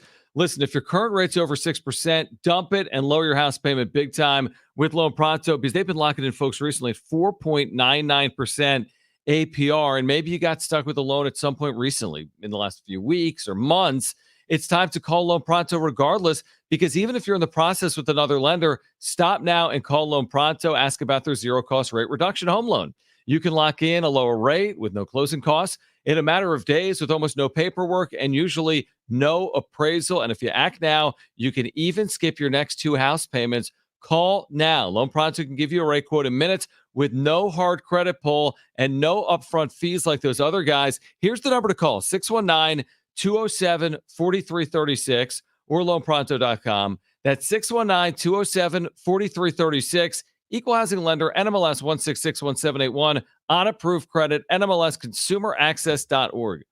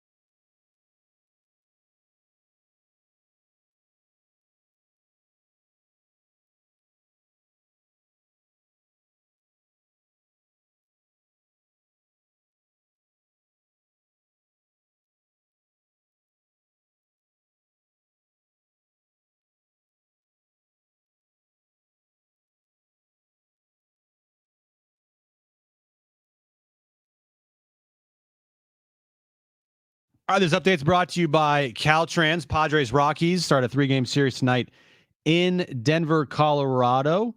5:40 first pitch. Matt Waldron on the mound for the Padres against Cal Quantrill for the Rockies. Scoreboard update right now in Tampa. D-backs lead the Rays 2-0, bottom of the third inning there. Dodgers and Cardinals, first pitch 5:15 in St. Louis. Of course, the Padres are just 2 games back of the Dodgers in the National League West. Attention, California drivers, the kids of Caltrans workers count on you to keep their loved ones safe. So when you see a highway work zone, please slow down and pay attention. Remember that someone's loved one out there. Be work zone alert. Kevin Acee on San Diego Sports 760 is brought to you by Hamul Casino. Hamul Casino, fun above all else. All right, let's do it. Catching up weekly as always with our Padres insider Kevin Acee, who I believe does have the quote-unquote off weekend. Jeff Sanders in Denver. So, Kevin, let's start there. What does an off weekend look like for you? And thanks for hopping on. I get away to an undisclosed location and hang out. I'll keep track of the games because it's an important time of the season, but a little rest to get ready for the stretch run, which I think will be super important, and a little chance for Jeff to get out on the road. All right, so I hope you're enjoying Paris. So Kevin with us right now. I joke. All right, let's. It feels like every week we ask you about whether it was Tatis or Musgrove or Darvish because they've been out for so long. So let's just start with Tatis. I know that it was week to week with AJ Preller a few weeks ago. Where are we now with Tatis? They still say it's week to week. Look, he was around and he's doing slightly more. You know, he took off for home, probably Arizona this weekend, though maybe not because it's such a short time. He's with the team when they're home. He's been in Arizona for the last trip. Again, I think was it the week before last there was imaging, and so maybe this week coming up because they don't want to do it too often. You shouldn't get imaging that often. Just going to see. Again, the word that you get is September. There seems to be a fair amount of certainty that he will be back at some point before the playoffs. Joe returned this past week and he pitched really well, 4 1/3 scoreless innings. What's their expectation for him for the remainder of the season? And do they feel like he's going to be a big part of this rotation going into the postseason? I think they feel by the end of the year that Joe should be a big part of the rotation, that he's back because he is capable of being back. You know, he made it to 1 out deep into the 5th inning. If he could finish 5 innings this time up at Coors Field, I think that would be like a big deal. He's pitched well there. He looked really good at times. He didn't have the wipeout stuff, but he doesn't have that all the time. There are times he does, and then it's like 7 shutout with 2 hits. But, he was pretty darn good for a guy coming back. I think he was pretty darn good anyway for 4 1/3 innings. And so it would be pretty funny. Look, with you, Darvish, he's been working out. They have said kind of all along that he could be back, but they really honestly don't know. But wouldn't it be kind of funny if the top 3 guys starting for them in the playoffs were the 3 guys that they, at the beginning of the season, they would have told you we're going to be their playoff starters. I don't know that that's going to happen. It seems a little far-fetched at this point, but I think that you're going to have Cease and Musgrove there. And I think it's very fortunate for them that Musgrove's back, that other guys have stepped up. Gosh, Martin Perez, that's incredible. If that guy can be one of your, say, depending on what round you have to play in the playoffs, your 4 starters. I think they're in a great position that they don't, quote unquote, need Darvish back. Yeah, I think it's a good point. Kevin Acee is with us, our Padres insider. To follow up on Darvish, I don't even know if this is fair to ask it this way because he's out because of a personal reason. So it's obviously bigger than baseball. That's why he's out. Otherwise, he'd be here. But can I tie anything to, the team's playing really well, and he's 38 years of age now. I think today's his birthday or this week. How many more chances are you going to get to be on this type of team with a chance to make it? Do you think that plays a role or no? This is all something that's going on off the field. I couldn't say. I've thought of that question myself. All I get is, and this was as recently as this week, that I'm pretty sure AJ Preller is the only guy talking to you or his agent. And I think the feedback that they are getting, because then obviously AJ talks to people in the organization to a certain extent, but I don't even know that AJ's prying all that much. But if it's that big that he feels, that he still feels as of this past week, that he doesn't know that he's coming back, then you would almost think it would be regardless of circumstance. For most of this season, we've talked about, all right, just get in the postseason. Wild card has been what everybody's been looking at mostly, but with this historic stretch that they have been on, the division is clearly in sights with them just 2 games back. Do you think they're going to really go for this and try their hardest to get the division? If it's not at the detriment, I think it's a great conversation, and I think it's a great conversation to have here in a week or so to really have, though I'm sure that they have already started kind of mapping out, all right, well, what if we were here and this much to go? Where are the Dodgers at and the Diamondbacks at that point? Remember, the Dodgers have a pretty easy schedule, I think, in September leading up to that final week, I think. And, not that it really should matter at this point. Like, these teams should be doing as, be peaking as they're going into September. And if it keeps going like this, that would be absolutely incredible. I think it's a fascinating conversation. You're not going to do anything at the detriment of your pitching staff or something like that, because of course you want to win the division, but it's not the end all, as we have definitely seen, as the Padres and the Diamondbacks have proved in their series against the Dodgers the past 2 seasons, and the fact that the Dodgers have an asterisk World Series in this decade of dominance that they have been in. That's what they've got. It's not a guarantee of anything. So I don't have an answer for you, but what I'm saying is, I look forward to participating in that debate or conversation, whatever you want to call it, about how important will it be? How much should they go for it? My thinking is this: they should go for it. I think that part of the Dodgers' problems these years is they really didn't have to play very hard in September. So if you're going for it, man, and you're playing at your peak, and that you're just getting better and better, or playing your best baseball in September, go for it. Kevin Acee is our Padres insider. To kind of rehash something from earlier in the week, where I know you wrote about it after the fact, and you talked about the questions you were asking Mike Shilton. You're like, if I had to do over again, I'd probably word it differently. I'm putting words in your mouth. You can speak for yourself. But the general premise was, can you turn to your high leverage relievers each and every night, even when you're winning a lot of games? Now this begins 18 games in 18 days. What is their strategy with guys that they're going to be counting on in October, because this team expects to be playing in October? Okay, so not to rehash it too much, to be clear, the question I could have asked in a different manner was about 5-0. I could have asked, rather than say, wouldn't it be good, or, to be up 5-0, at the end of the game. So you'd have to use those guys. It should have been, how good would that have been and so, but in terms of, just to be clear, my questions in no way were questioning Mike Shilt's usage of the relievers. It was about what you just asked, how long can this keep going? And by the way, that big victory that they had on Wednesday, those 3 relievers weren't available, which essentially proves, not proves my point, but is exactly what I was saying, is they could not keep playing these close games and running Jason Adam, Tanner Scott, and Robert Suarez out there. So what's their plan? Well, their plan at this point would be to try not to have to run those guys out there 6 times in 8 days, 5 times in 7 days, 5 times in 8 days, which is what those 3 were run out there. And you just cannot do that. Those guys have been incredibly efficient. They deserve the credit for saying, yep, I'm ready to go, for having to be basically talked out of, going every single day. I applaud them, but it is absolutely impossible to go. They had 7 games in a row where at some point, at least one of the final 3 innings of the game was within 1 run. A lot of times it was tied. That's not sustainable for any team to be able to do that, and then count on your high leverage guys. So that's all that was about, or should have been about. So they 18 and 18 with your first 3 being at Coors Field. This will be interesting. They would be served well to have some offensive showings at Coors Field.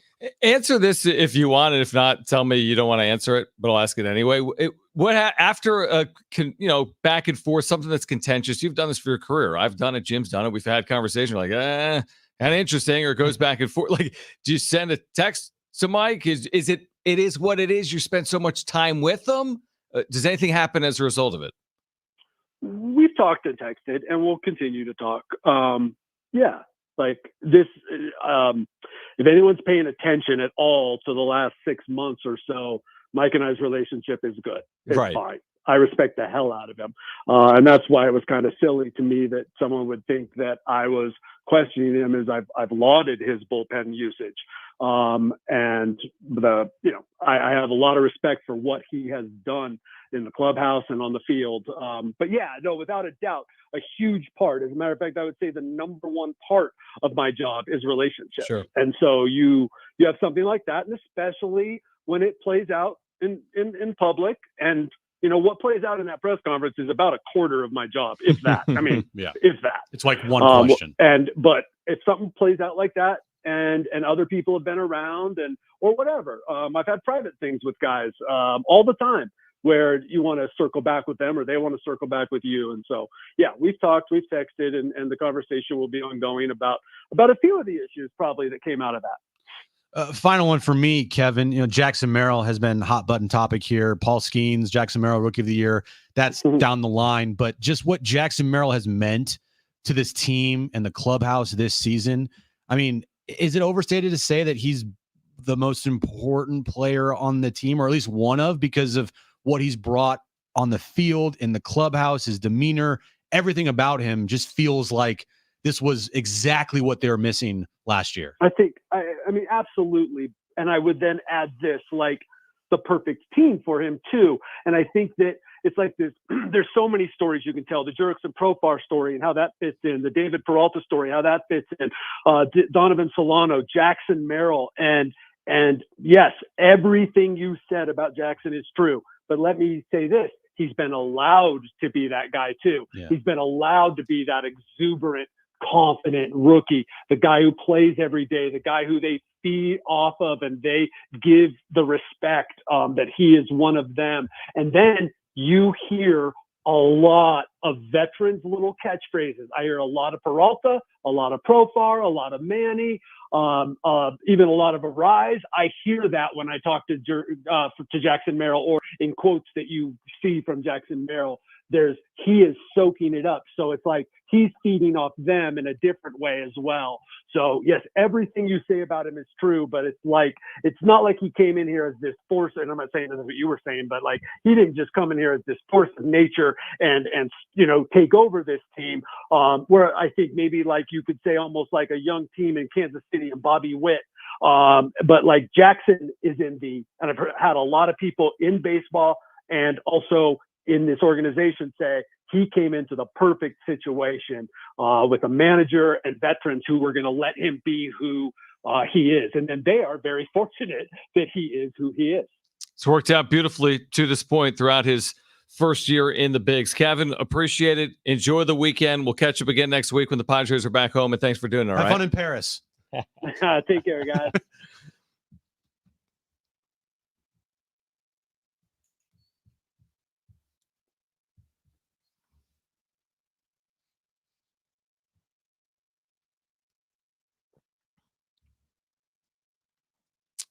All right, we'll react to that. Plus, you need to call right now if you want 2 free tickets to see Def Leppard and Journey Summer Stadium Tour with the Steve Miller Band, Friday, August 30th at Petco Park. First 2 callers will be our contestants for trivia. You need to call right now. Great giveaway.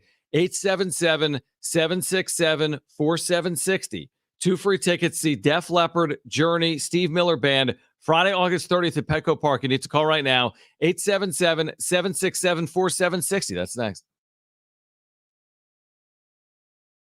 This report is sponsored by Anderson Plumbing, Heating, and Air.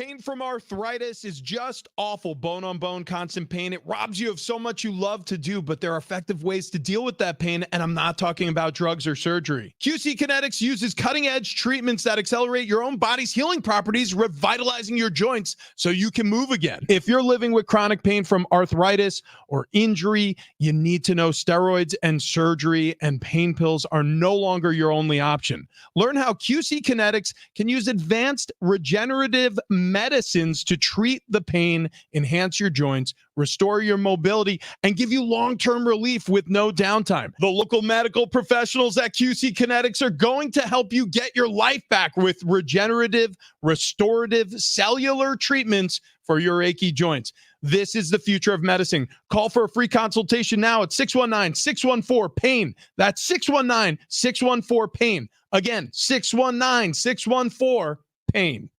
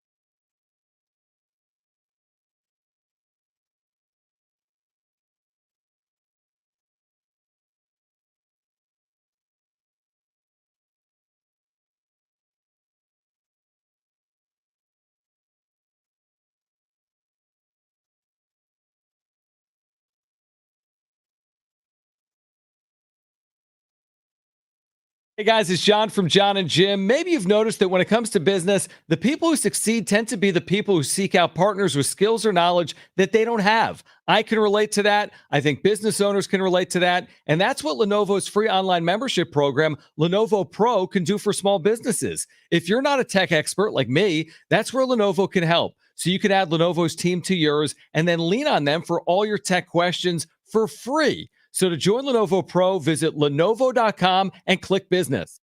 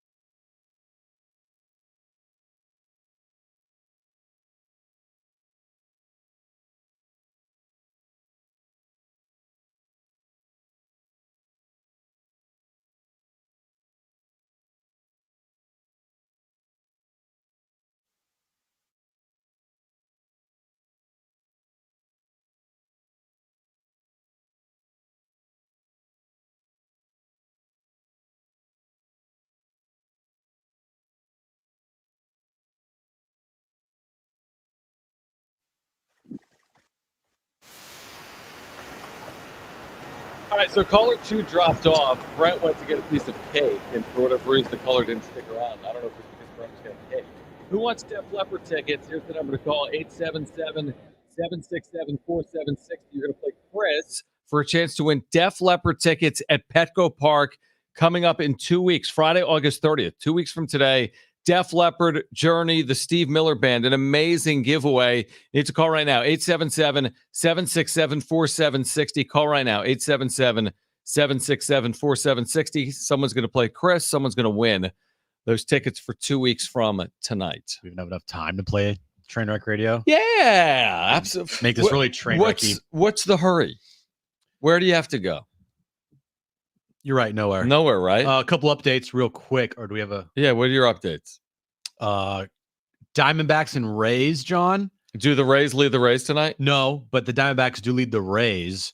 2-0, top of the fifth inning there. And the Dodgers haven't even started yet in St. Louis. And Paul Skeens. We've talked a lot about Paul Skeens in Jackson Merrill today.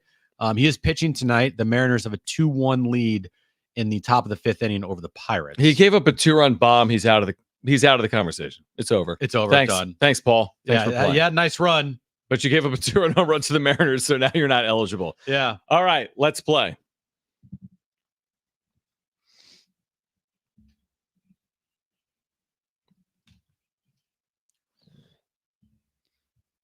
All right, 3 questions, 2 contestants, 1 lifeline. Today's 2 contestants, we have Chris and we have Marcos. Chris, you called in first. You have your choice of John or Jim. Who do you want to go with?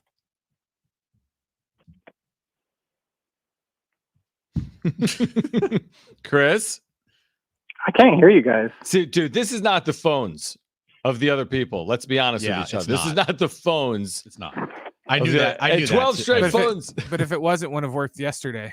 They just... No, but something's going on. Yeah. Chris. I can't hear you guys well. Yeah. Yeah, it's not us. Or it's not. I can barely hear you guys. I'm Marcos. I can barely hear you guys. Everyone's but phone I can in hear San you. Diego County's been Yeah, terrible. all the phones suck except for our system. All right. Can you? I don't know what to say. I mean, now we can't do a contest on air. I don't know, dude. I'm kind of a loss for words, honestly. If our systems don't work, then how are we gonna do even a show? How did Kevin join us? I don't know. That's my point. Well, there's no way Chris and Marcos both have bad phones. It's not possible. All week long, it's just dumb luck that nobody's phone can. They can barely hear us. That's a. But yet Kevin, whose phone is always bad, True. that was crystal That is clear. weird. So No, the phones are crystal clear. They just can't hear us. Got the volume all the way up. Can't hear you guys. All right. Put him back on hold, Brent. We're done with that. I don't know who wins. Someone sees Def Leppard. Someone sees Journey. Coming up next, we fix our phone lines. Plus, we get you ready for Padres and Rockies, game 1 of a 3-game series from Denver, with the first pitch time coming up in inside of an hour. First place potentially on the line this weekend for the Padres across the NL West. Stay with us, please. Hour 3, Jon and Jim next. This report is sponsored by San Diego Parks Foundation, Parks After Dark.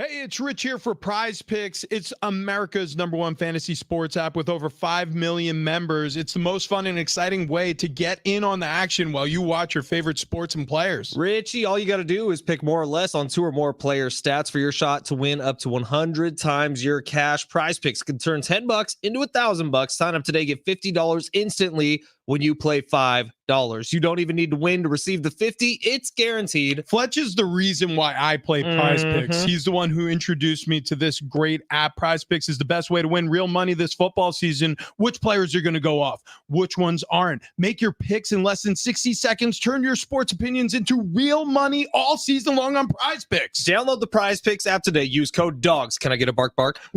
You use promo code DOGS, you're getting a first deposit match up to $100. That's code DOGS on Prize Picks for a first deposit match up to $100. Pick more, pick less. It's that easy. Prize Picks.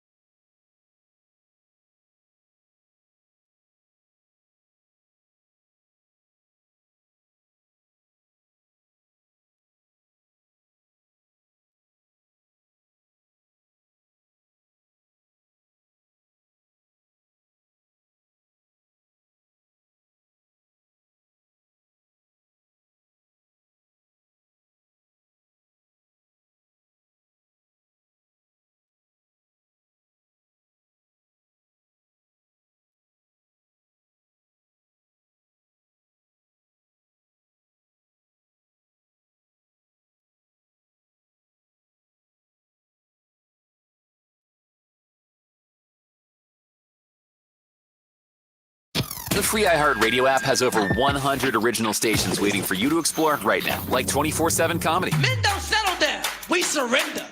Women, we never express the emotions we're actually feeling, right? I'm fine means I'm about to stab you in the neck. Clips from today's top comedians and the greatest of all time. Donut hole. If you want a donut, have a donut. Why are you eating the hole? When you need a laugh, just open the free iHeartRadio app and search comedy. You can actually change the station. iHeartRadio. Free never sounded so good.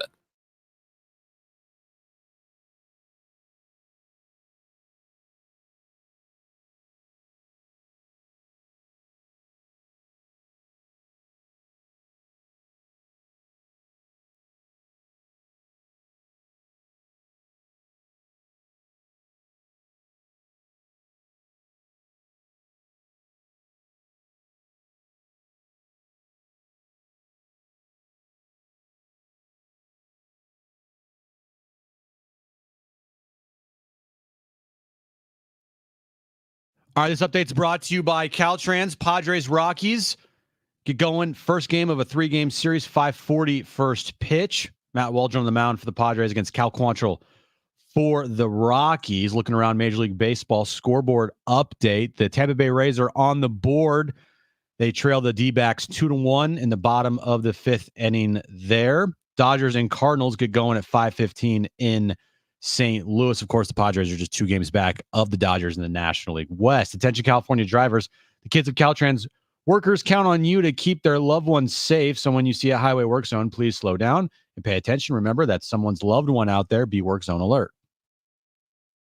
Previously on Jon and Jim. Jon Heyman has written an article about free agent odds for Juan Soto. Involving the Padres in this is just ludicrous, in my opinion, in general. He's not coming back. He has the Padres with the 10th best odds from Jon Heyman. Had their beloved owner, Peter Seidler, lived, they'd be much higher. I'm a fool. That was idiotic. I mean, that was stupid. I'm an idiot. What kind of sentence is that? What do you mean, had he lived? Like he made a choice here? What?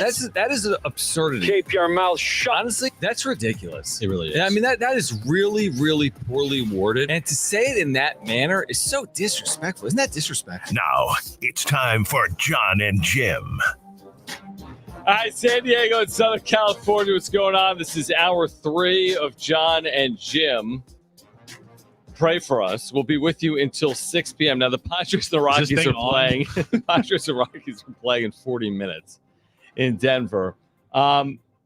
If you heard Marty's update throughout the course of the day with Dennis Lynn in her feature segment, which we've been debuting here over the last couple of weeks on San Diego Sports 760, among the things in there with her conversation with Dennis was that Yu Darvish was supposed to throw today. Now, we talked to Kevin earlier today, said, listen, there's a real chance that he could be back at some point, although nothing is definitive at this point. But Yu Darvish is supposed to throw today. Fernando Tatis Jr. still doing work to get back. He hasn't sprinted yet, per Dennis Lynn, in an effort to get back in the field. But I feel like progress is being made. Like you talked about urgency the first hour of the show. Feels like Tatis and Darvish know that, like, clock's ticking. Like, this thing's going to be over sooner rather than later. So it's either now or it might be too late. Tatis thing kind of worries me a little bit. Yeah, that's sprinting. It's been a couple months now. If you're targeting him to return at the end of August, and you're not even running yet, and you have to most likely go on a rehab assignment, I think there's no shot he returns in August. I think. Oh, in August? Yeah. Yeah, I think no shot. Mm-hmm. I think no shot he returns the start of September. I think at the earliest, you're looking at maybe the first or second weekend of September. Yeah, I agree. Realistically, you're not running yet. You haven't been on a rehab assignment. Like, you got to ramp this thing up. They don't obviously want to have him go 0 to 100 and all of a sudden be like, when he's fully ready to go or ready to start baseball activities, that all of a sudden he just is like 2 days later, he's back out there. Mm-hmm. That's just not going to happen. You got to be realistic here with a guy who is very injury prone. So that is concerning. When we all heard late August, middle August, and is not even running yet, that's a little worrisome. I love how. Okay, here's what I'm gonna do. The thing with Tatis and with Darvish is you can still win in the postseason if you don't have them.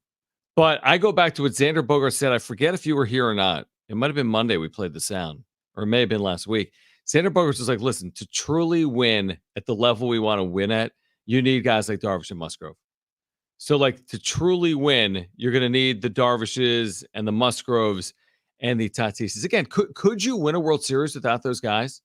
Yeah, it's possible. Of course you could, but I think to have the best chance of winning, you're going to need them. It's not just me saying that. Xander Bogaerts is saying that. He's won World Series. So he would know better than we know.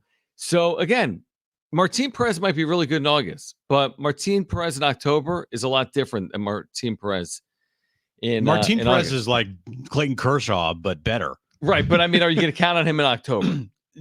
You ideally don't want to have him start a postseason game. Right, You just that's don't. my point. Right, But he's a glue guy, and he can help you get there. And you put him in the bullpen as a long man. yeah, like, probably. hey, totally fine with me. You Mhm. have your horses, you have your 1, 2, 3s, like you have your guys that you count on, but you also do need those 4th, 5th, 6th starters to get you there. And Martin Perez has pitched beautifully for this team. Again, another move that AJ Preller has made that has worked for this team.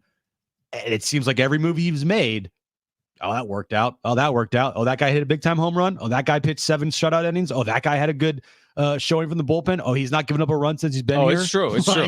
Now, Now, everything but he's done, man. I agree with you, but this goes back to our conversation from hour 1. Can you count on that happening? Can you count on that happening in October?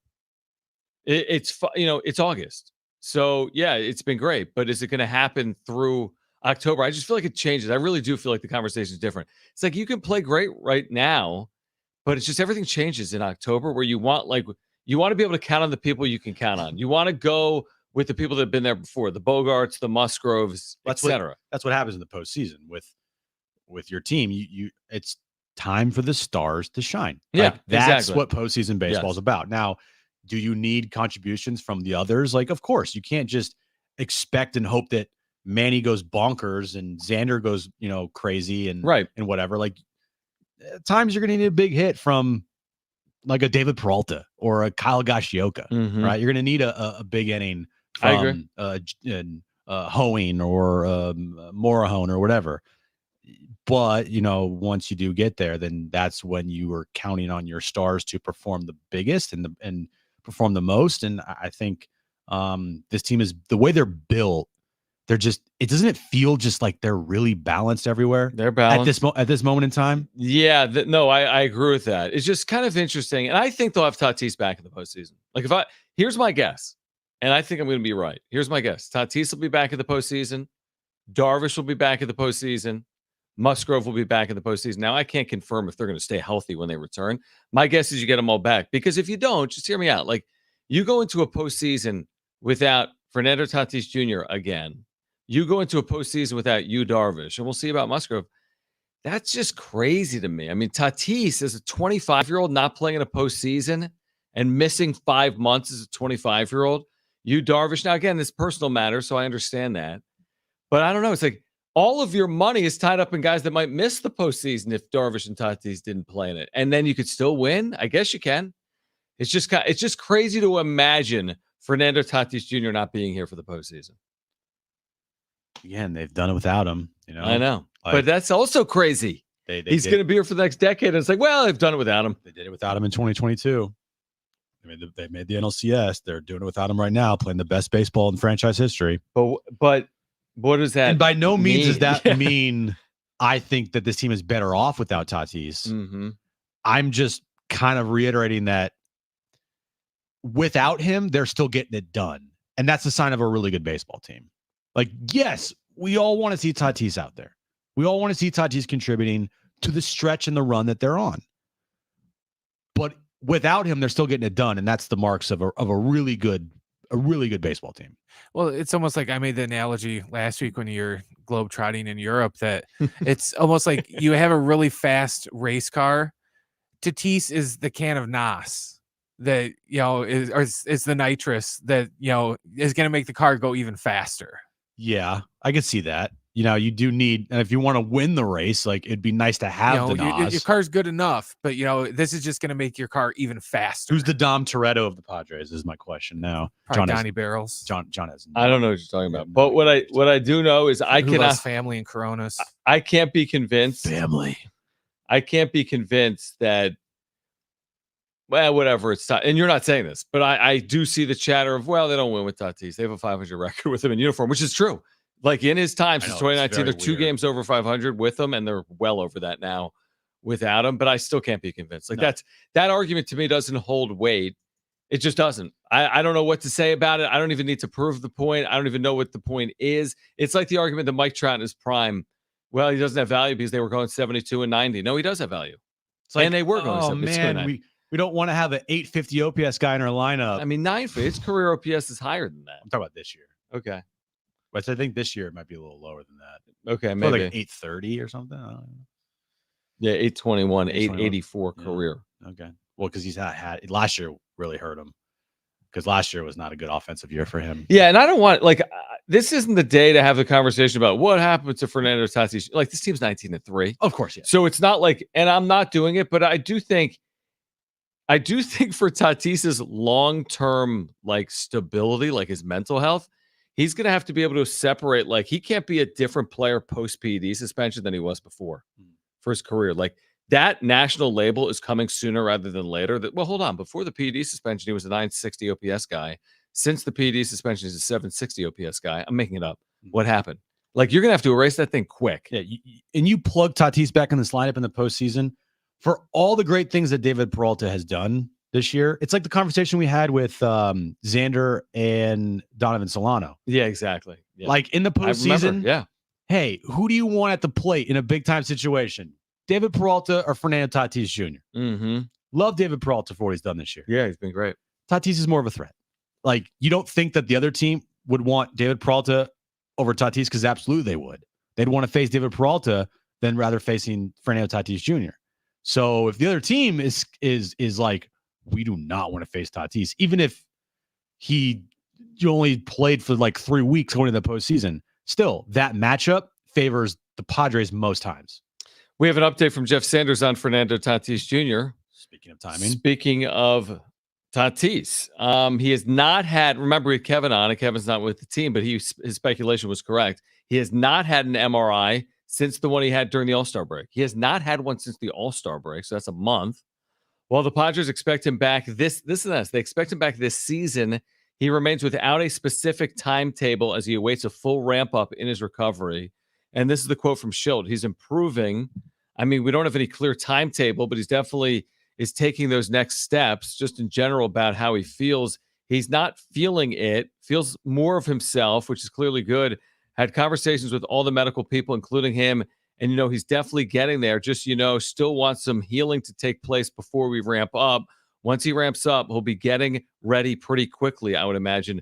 But we're still determining when that is. This, to me, I'm sorry, Jim, this sounds to me like 2022. I hate to say that, but it does. It does. They kept waiting for something to heal, and it kept taking longer than expected. Now, I'm not throwing the PED part of it in it. I'm just talking about his health. Yeah, his body just, it's failing him, man. I hope that's not the case. I hope it's not the case either, but how could you argue it? In the fact that he's not healthy, right? It's his body is just not helping him out at all. Dealing with that stress reaction in his leg for as long as he did and still playing pretty good baseball.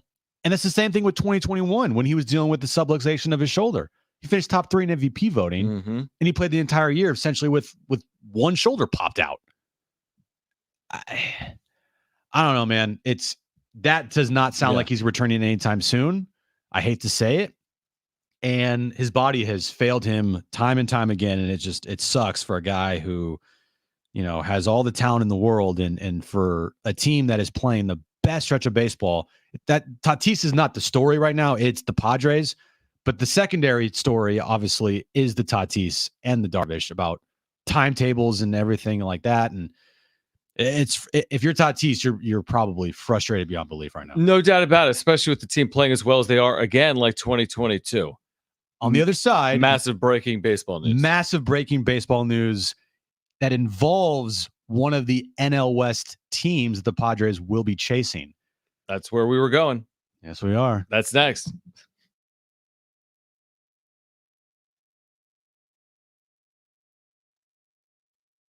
This report is sponsored by San Diego Parks Foundation Parks After Dark.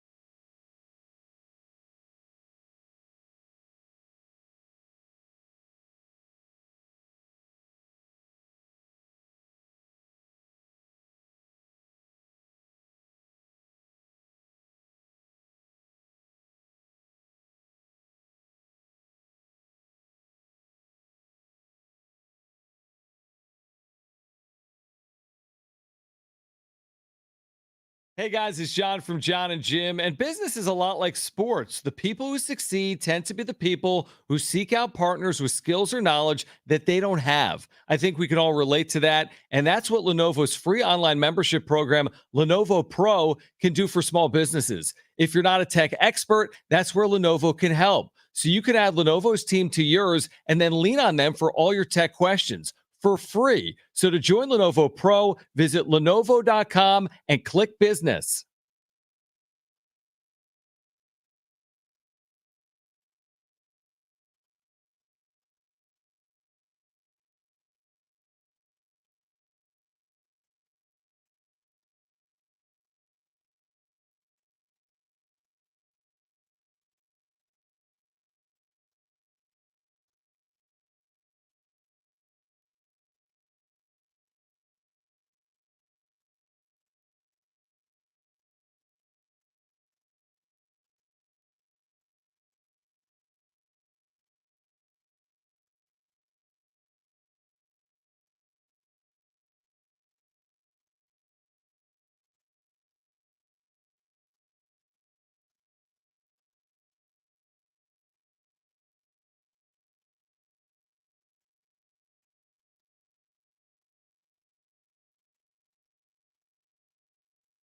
I'm John Walzak, host of the new podcast Missing in Arizona. And I'm Robert Fisher, one of the most wanted men in the world. We cloned his voice using AI. In 2001, Police say I killed my family and rigged my house to explode before escaping into the wilderness. Police believe he is alive. Join me. I'm going down in the cave as I track down clues. I'm going to call the police and have you removed. Hunting. One of the most dangerous fugitives in the world. Robert Fisher. Do you recognize my voice? Listen on America's #1 podcast network, iHeart. Open your free iHeart app and search Missing in Arizona.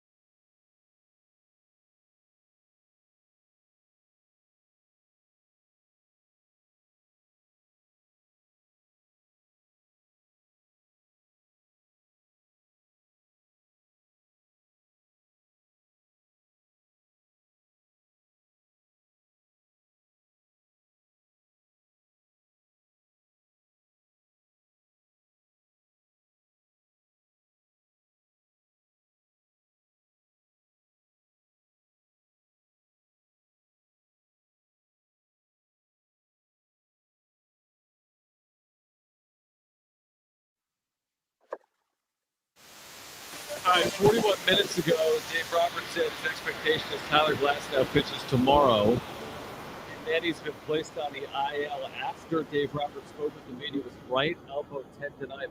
Tyler Glasnow, obviously a big piece in the NOS puzzle. He's had a very good year. Not a dominant year. He's got a 3.49 ERA this year, but a very good year. Tyler Glasnow, the right-handed thrower for the Dodgers, has been placed on the IL for the Dodgers, who already are just trying to hold on right now in the NOS. We'll see if this shakes things up or not in the division. How could it not? I mean, that's like the Padres placing Dylan Cease on the IL. Knock on wood, but you know what I mean? You're right. Howard Glasnow has been very good. Very good. Their most consistent pitcher for them. They just got Buehler and Kershaw, but I mean, what has Jack Flaherty done for them, by the way? I haven't even seen so it's been Jack 3 Flaherty. starts, I think, for Flaherty. And let's see, with the Dodgers in those starts, he's got 3.78 and 3 starts. Not bad. It's been effective. Yep. Yamamoto, MIA for him. Dude, I tell you what, man. It's been their last 2 years. If there was any year for you, and by you I mean the Padres, YOU, yeah, to catch the Dodgers and take advantage and win the National League West, it's this year. Mm-hmm. It's right now. This is it. That's why when I asked Kevin about, hey, should the Padres like go for this thing? And I think we all agree, like, yeah, go for it. If you can line this up and you can take every advantage that is thrown your way and every break that you get, try to capitalize on it. And why it is so important when you have an opportunity to win a game, you pitch your best guys out of the bullpen. That to me is going for it. I want to see them go for it here and see if they can win the National League West, because you're never going to have a better opportunity than you do right now this year to take over the Dodgers in the National League West. I don't know what's going to happen next year, the year after that. I don't know. But what I do know is that right now in this very moment, this is your best shot to do it. Yeah, I completely agree. I mean, how many times in the last 10 full seasons, for example, have the Dodgers won 100 games? Every time. and the Padres have never won 100 games. And guess what? You don't have to win 100 games this year in all likelihood to win this division. Here are the Dodgers. 100 wins last year, 111 the year before, 106 the year before, 106 the full season before COVID, 104. Yeah. This happens every 8th year. This is it. That the Dodgers aren't winning 95 plus games. You're right. So, and listen, Glass now in a vacuum. We'll see what impact it has. You think it would be significant, but you're 2 games back. Everything is right in front of you. Arizona's probably thinking the exact same thing. For sure. I mean, obviously they are. That's why this race is so compelling. That's what's so fascinating. Like, what if it's Arizona, San Diego, LA, or San Diego, Arizona, LA? What if the final series of the year versus the D-backs and the Padres is for the National League West? Wow. Or home field in the wild card. And that series will be, the strategies for that series will be crazy because the winner gets the bye, essentially. Most likely. I don't know if the Brewers are going to good point get there, but say that's for the bye. Mm-hmm. Loser has to play Tuesday. Winner gets to play Friday or whenever the division round starts. Oh my God. Yeah. What do you do in the final day of the season when you're tied? And if you go for it there and you line things up to have Cease, King, and Musgrove or whoever, and if you don't get it, and then you got to play Tuesday, dude. I think you go for it. Here's why. You tell me that Schulte in that clubhouse. Oh, no. I'm not saying don't go for it. I'm lining that thing up, and I'm all Me in. too. I'm just saying that if they didn't get it, sucks. It does suck. Yeah, and that's a risk that you're probably gonna have to take. It's no limit poker. You're playing high stakes when you do something like that. But there's no, like, imagine Preller and Schilt like walking into the clubhouse. Like, I know we're 159 in. We're gonna throw this series to have her lined up for the we're going Brito, round. Vasquez, Perez here, so we can have Cease, King, Waldron. I don't think it goes over well. I don't think so either, and I think a lot of people, if not everybody, would lose their minds. That's what I think too, and that's why you just can't do it. That's not the team DNA either. No, it's not. Now, would it be unbelievable if you were at game 162 and that's what it was? It was like Arizona's ace against Dylan Cease, and that's game 162. That would be, and then you're not throwing Cease in the opening game of the wild card if you lose. That'd be unbelievable. You're not throwing Cease at all. And if you do, and it'd be on short rest. I'm sure you're right. Yeah, it's very. Yeah, it's actually when you say it that way, I'm not as convinced. When you say they wouldn't throw Cease in 162, they throw him in like 161. But what if it lined up for Cease for 162? They do some maneuvering beforehand, would be my guess. But wouldn't you want final day of the year? Yeah, tied, right, or game back, but you win it. You have the tiebreaker. You're telling me if Cease is ready to throw, you're not going to throw Cease? Well, no, I would throw Cease. I'm just saying all those games would matter in that series, though, in that hypothetical, because the only way you're tied with one, you know what I mean? That means Saturday matters too, and Friday matters too. We're a long ways away from that. They got to get there, but I mean, that possibility of something like that happening kind of like that possibility. I do too. I like chaos. I love chaos. I mean, it's there. It's. I mean, with this news, the Tyler Glasnow going on the IL, the Padres playing really good baseball. I mean, it's there.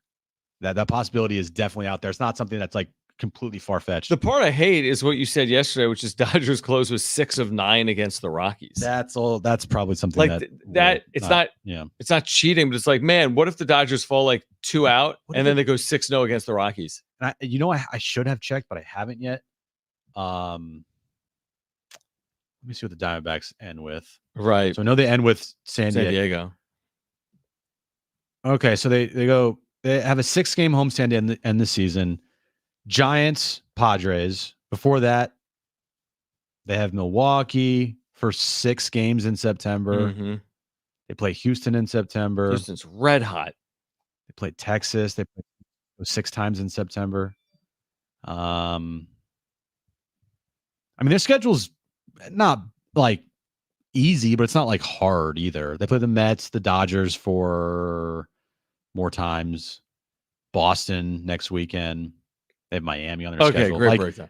I'm just saying that you look at their schedule and there's some patches in there where you can get like the Colorado series, Texas, Miami coming up. They're facing Tampa right now.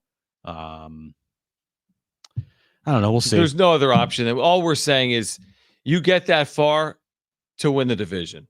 Schulte said it. I think he might have been in Europe. He's like, our goal hasn't changed. It's to win the division. You can't say that. We said that in spring training and the start of the year when he got hired. So you can't say that and then take your foot off the gas at any point. I'm sorry. If you're 2 back with 3 to play, it would be interesting to see what they did. If they do what they did in 2020, it's not going to go over well. Not with this show. I agree. I don't think with the and a lot of fans too, and the clubhouse. You're right. I agree. All right. On the other side, we're getting you ready for Padres and Rockies. What other giveaway do we have, Brent? We can take calls for a giveaway. What other giveaway do we have left here today? Laney Wilson. We'll give away those tickets coming up on the other side, plus Jim's back page. We're here until 6 on Jon and Jim.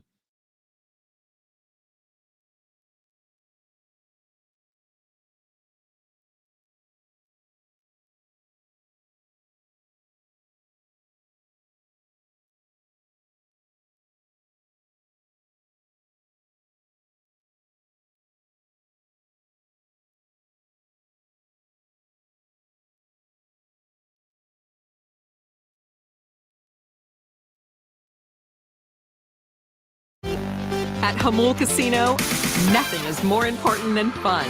And fun means the thrill of gaming. With over 1,600 slots and classic table games, it means incredible food and drinks at our award-winning restaurants. And it means generous perks, exciting giveaways, and awesome live entertainment. And because we're San Diego's closest casino, fun is never far away. Hamul Casino. Fun above all else.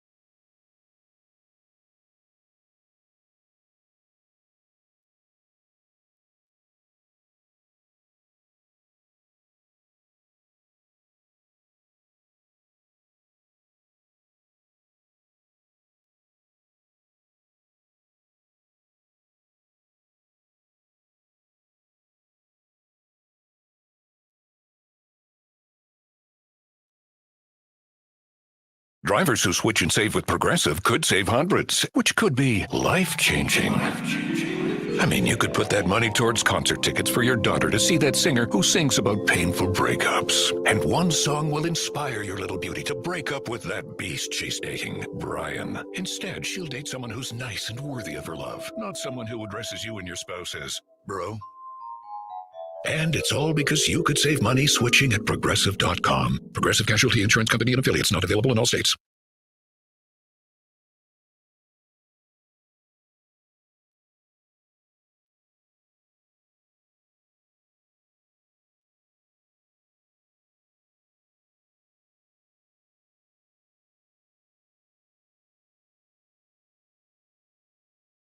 All right, this update is brought to you by Caltrans. Padres Rockies, game one of their three-game series, gets underway momentarily in Colorado. Matt Waldron on the mound for the Padres against Cal Quantrill for the Rockies. Diamondbacks taking on the Tampa Bay Rays right now in Tampa. Arizona leads the Tampa Bay Rays 2-1 in the bottom of the seventh inning there. Scoreless between the Dodgers and the Cardinals. That game's underway in St. Louis. And big news in the National League West just moments ago, it was announced that Tyler Glasnow is heading to the IL for the Dodgers. Attention, California drivers. The kids of Caltrans workers count on you to keep their loved ones safe. So when you see a highway work zone, please slow down and pay attention. Remember that someone's loved one out there. Be work zone alert.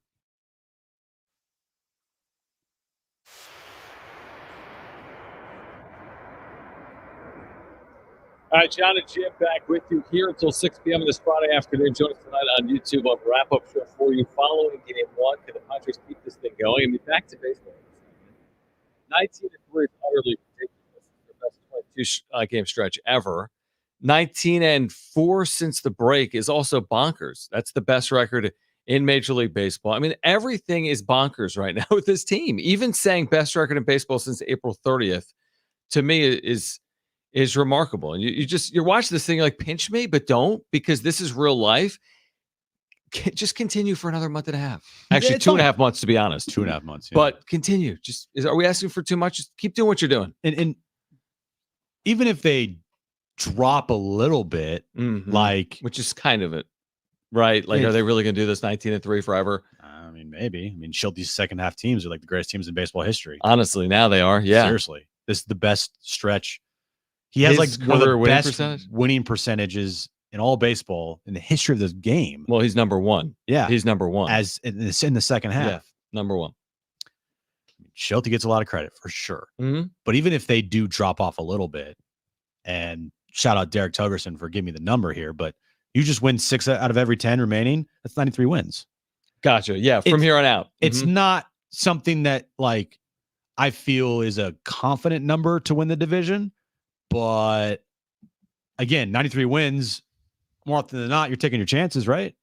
Dude, to that point, 21-19 is Preller's first 90-win season. 21-19, which is better than 500, but nothing crazy with the way they've been playing. They just have to go 21-19 to get to 90 wins. First winning season or first 90 wins? 90. Season? Oh, I thought you said first winning season. No, 90-win season. Yeah, first 90-win season in the history of Preller's time here. Yeah. But again, I don't really care about that. Yeah, I care a little bit because it just shows that the team was really, really good. Yeah, it's right. And when you get 90 wins, that's a good team. 18 games over at least.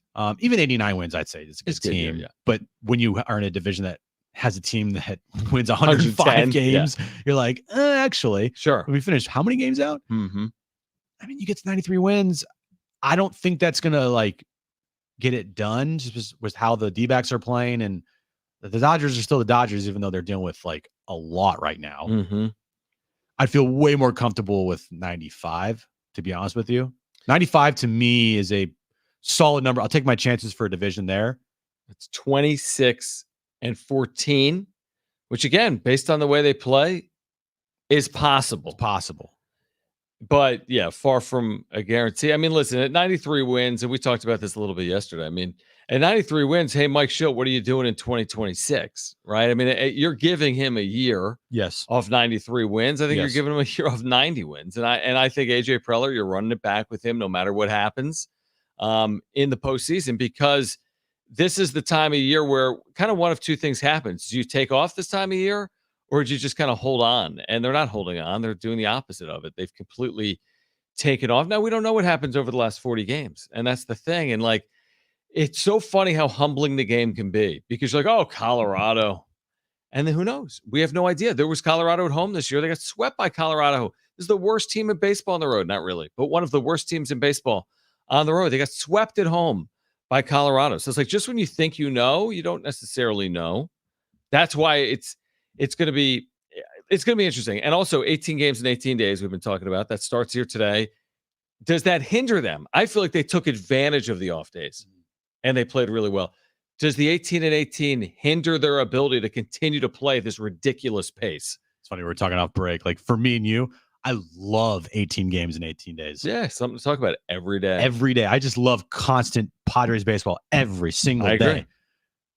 Maybe not. Maybe the players not so much. I mean, they've had a lot of off days in the second half, and I think in September you have what, five more? 5, yeah, 5 more off days in September. Mm-hmm. I know they had the most off days in the second half of any baseball team. Yep, in the sport, right? But I think with their blowout win on Wednesday versus the Pirates, that really, I think, set them up for this stretch. Like they didn't have to tax the pitching staff on Wednesday. It was it was an easy win. It blew out the Pirates, and you had essentially 2 full days to rest all your big time, arms. Mm-hmm. I think they're ready to go. I really do. I would say that it would be concerning. But at the same time, when you're on a hot stretch like this, John, the last thing you want is to have like stops and starts. You want to just go. You want to keep going. That's why when you get to postseason time, you see a lot of teams that make it to the World Series be from the wild card round. That's true. And they were really playing for something late into the year. Kevin talked about that earlier. Because they just are on a heater. They're on autopilot and they're just going. Yeah, no, I agree with you. One hurdle they haven't overcome that we did talk about again with them getting swept by the Rockies, and we've talked about it earlier. Padres are 4-6 against the Rockies. So like if there's one hurdle that they've yet to clear, in fact, there's a very good chance they don't win the season series. Even if they win 2 out of 3 this weekend, they lose the season series for whatever it's worth. They would lose the season series to the Colorado Rockies. The only way to win the season series is to win the next 3 days against the Rockies in Denver. So it's been a problem for them for whatever. We've said it a lot over the years. I know you and I have. Colorado in Denver, Arizona in Phoenix. Yep. And not always that are not fun to not play. always, but there have been a lot. There have been years where you're like, oh my gosh, they cannot win in these buildings. And that's why you're also thinking about Arizona playing well. And it's completely reasonable to talk about Arizona playing well. I don't want to play a 3-game series in Arizona either in the postseason. I don't think that's a great result. That's not the dream outcome. You win 93 games, you're playing in Phoenix, a best-of-3 series. It's probably not ideal. And there's also a scenario like we were talking about last segment about, hey, could the last series of the year be for the National League West? Well, the last series of the year could also be for home field. And you could be playing the Diamondbacks for 6 straight games. Correct. It could also, it's so crazy. It could also be for home field against the Dodgers. You could be playing the Diamondbacks. Mm-hmm. They could have won the division and you could be tied with the Dodgers. So now you're playing, are you hosting the Dodgers or are you playing at Dodger Stadium? All of that is really realistic. In fact, among those 3 teams, 2 of them will be within 2 games of each other with 3 to play. I promise you, I know it's going to happen. 2 of them will be close to each other at the end. A lot of things could change. There's still 40 games left in the season. It's hard for me to envision them dropping below the 5 seed at this point. How clear are they of the 6? They are 4.5 up on Atlanta. They are 6.5 up on the Mets. So they're 4.5 up on the last wild card, but they're 6.5 games up on making the postseason right now. 6.5 games. Yeah. Okay. Yeah. And I'm with you. Yeah, they should be either like the lowest seed. You're right. Should be the 5 seed. And they've done hard work to put themselves in that spot. Now it's like just stay there, and all the conversations we're having about these scenarios will come to life, and it's going to be. It's going to be so fascinating and so interesting to see how it all plays out, because that last week of the year is going to be bonkers, dude. It is. I know. I know it's going to be bonkers in one way or another. So anyway, Padres Rockies is coming up in a few minutes here, right? Tonight in Denver. How far are they going with the players only weekend stuff? Like in the starting lineup, they're going to put like the players' nicknames on the TV screens. Okay. But are the players' nicknames on the back of the uniforms here tonight? No, it doesn't look like they are. They're using actual uniforms. Just on the television, John. So what else? What else are they doing? Are they doing the bats? They're doing gloves. I think. Well, it's like a 3-day thing though, because I know the cleats thing is Sunday. Okay, each day is a different element. Something different. Yeah. Okay. You have hats on. I think tomorrow's like whatever. Like the cause for the cleats thing is Sunday. Yeah. I think. And one of the days is the bats, or is all 3 of the days? Today's the bats. Are you a fan of Players Weekend? I think it's kind of cringy, to be honest with you.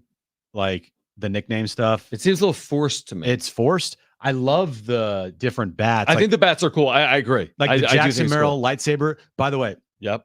Not just Jackson Merrill's bat, but Luis Ariza's bat is a Tony Gwynn bat.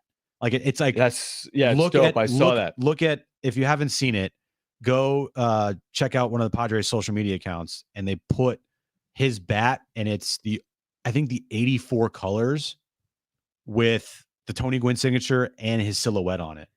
It's and how amazing. about this? I'll go even further on that. Now he's not using it, which I don't understand why. Maybe not tonight. Can you use it? I have the theme days now. Okay. All right. Today's theme is fun, fun theme. Yeah. Oh, screen just jumped fun. up. Great. Fun aspects of players' personalities, friendships, and off-the-field interests will be featured. Yep. Power of friendships. Yeah. I'm reading it. Tomorrow is causes. Focus will be on charitable and community initiatives that are important to players. And then Sunday is appreciation. Players will celebrate the people who helped them on their path to the major leagues. Okay. Okay. I don't know.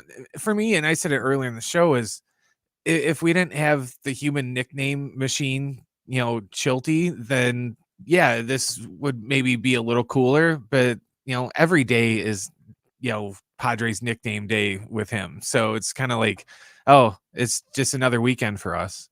Yeah, I'm looking at Now, why can't they use the bats? I don't know. Probably 'cause they, like- No, I think they I don't know.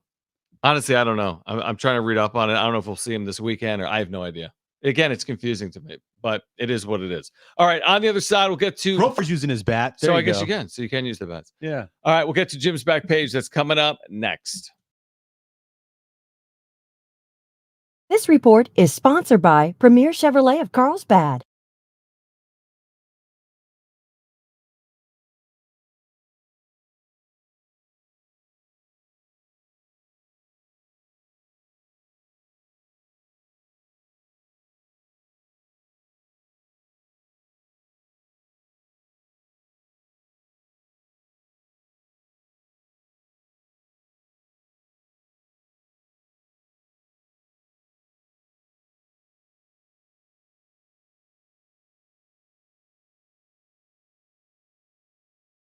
The County of San Diego reminds you to keep summer fun by keeping a close eye on those kiddos. Little ones can drown in seconds, so assign an adult water watcher at all times. And never leave children in a hot car, even with a window open.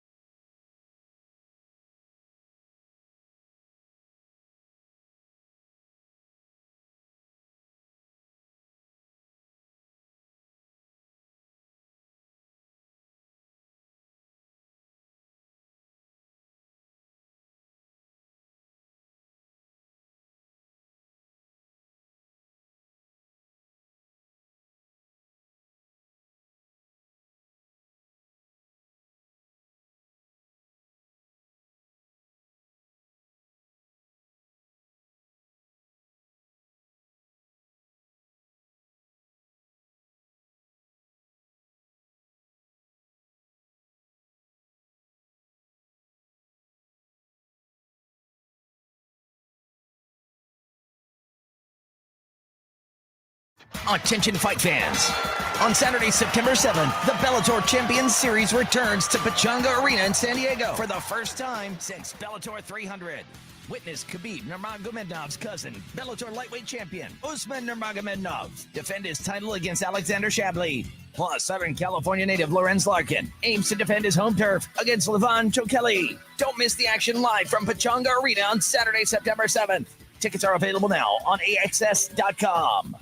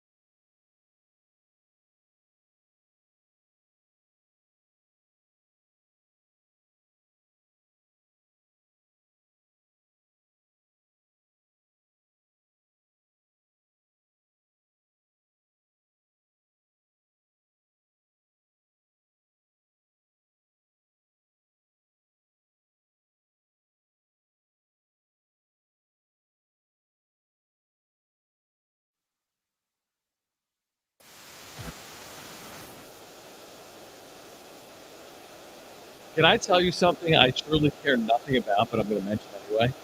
Does it have to do with? You're not going to guess it. MLB Pipeline's farm system rank. See him today? Yeah, but a lot of people care about this. Like MLB Pipeline's farm system rankings. You know where the Padres are? who cares? Exactly. That's always been my point when people tell me about, well, in 2026, man, what's this roster going to look like? They're 28th. Guess what? All we care about is what happens in the big league level. They're 19-3. Does anyone care that? I wish the farm system was 28th every single year if they play like this. We know. That's my preference. So 28th is where they rank right now. According to MLB Pipeline, watch AJ Preller will be top 12 within a year. That's his job. No, his job is this. Well, I know, but the job that he loves the most is building back up that farm system to a top ranking. True. That is true. That is very true. All right, let's do it. It's that time. It's time for Jim's Back Page. I gotta blame the fans and the media.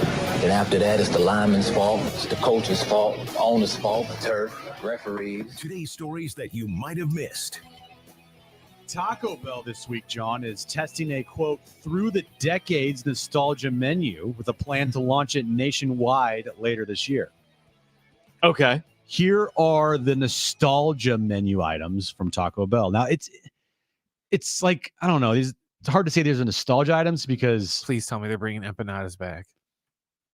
Because they have had these on the menu before, but you're like, oh, okay. Does it like bring you back to an era? Like, I guess. Okay. Let's hear it. So the 60s era is the tostada. Okay. The 70s era item is the green burrito. Dude, I totally didn't even know Taco Bell was that old. Neither did I. It was around in the 60s. The 80s menu item is the Meximelt, which is the like Meximelt? Yeah, I used to like those. The 90s Taco Bell item is the Beefy Gordita Supreme. And the 2000s Taco Bell item is the Caramel Apple Empanada. Yes.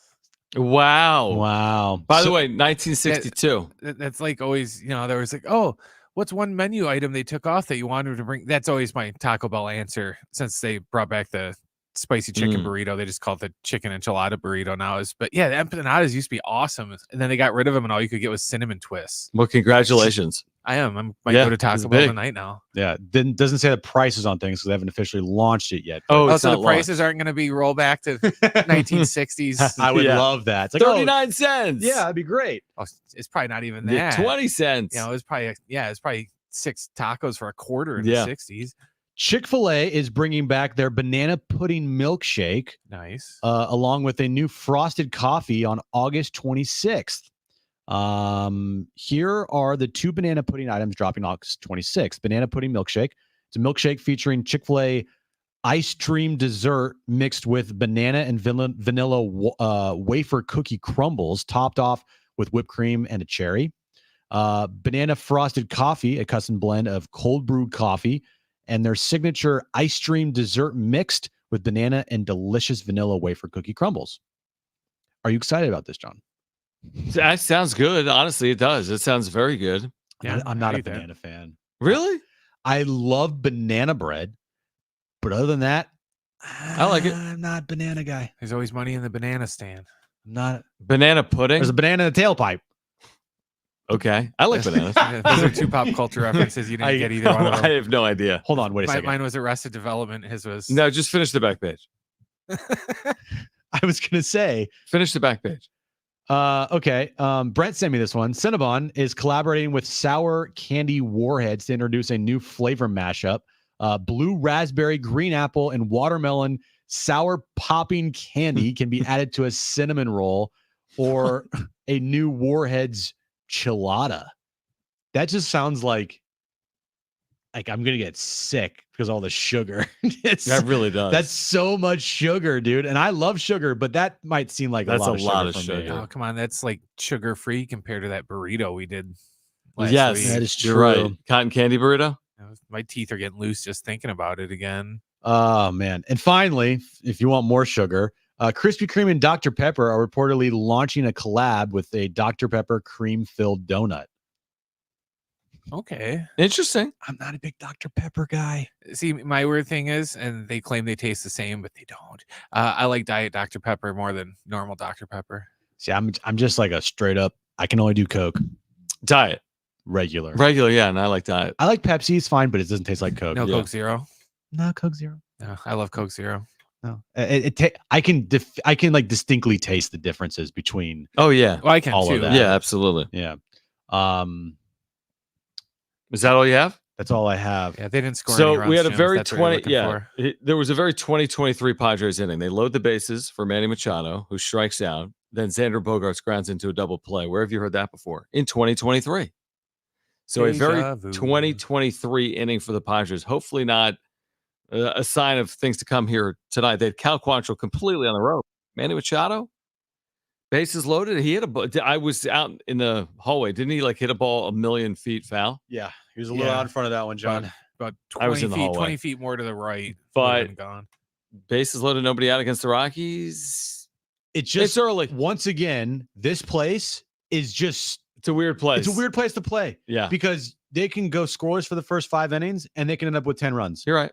Like that's just how this place is. And for whatever reason, they just don't play that great of baseball here at Coors Field.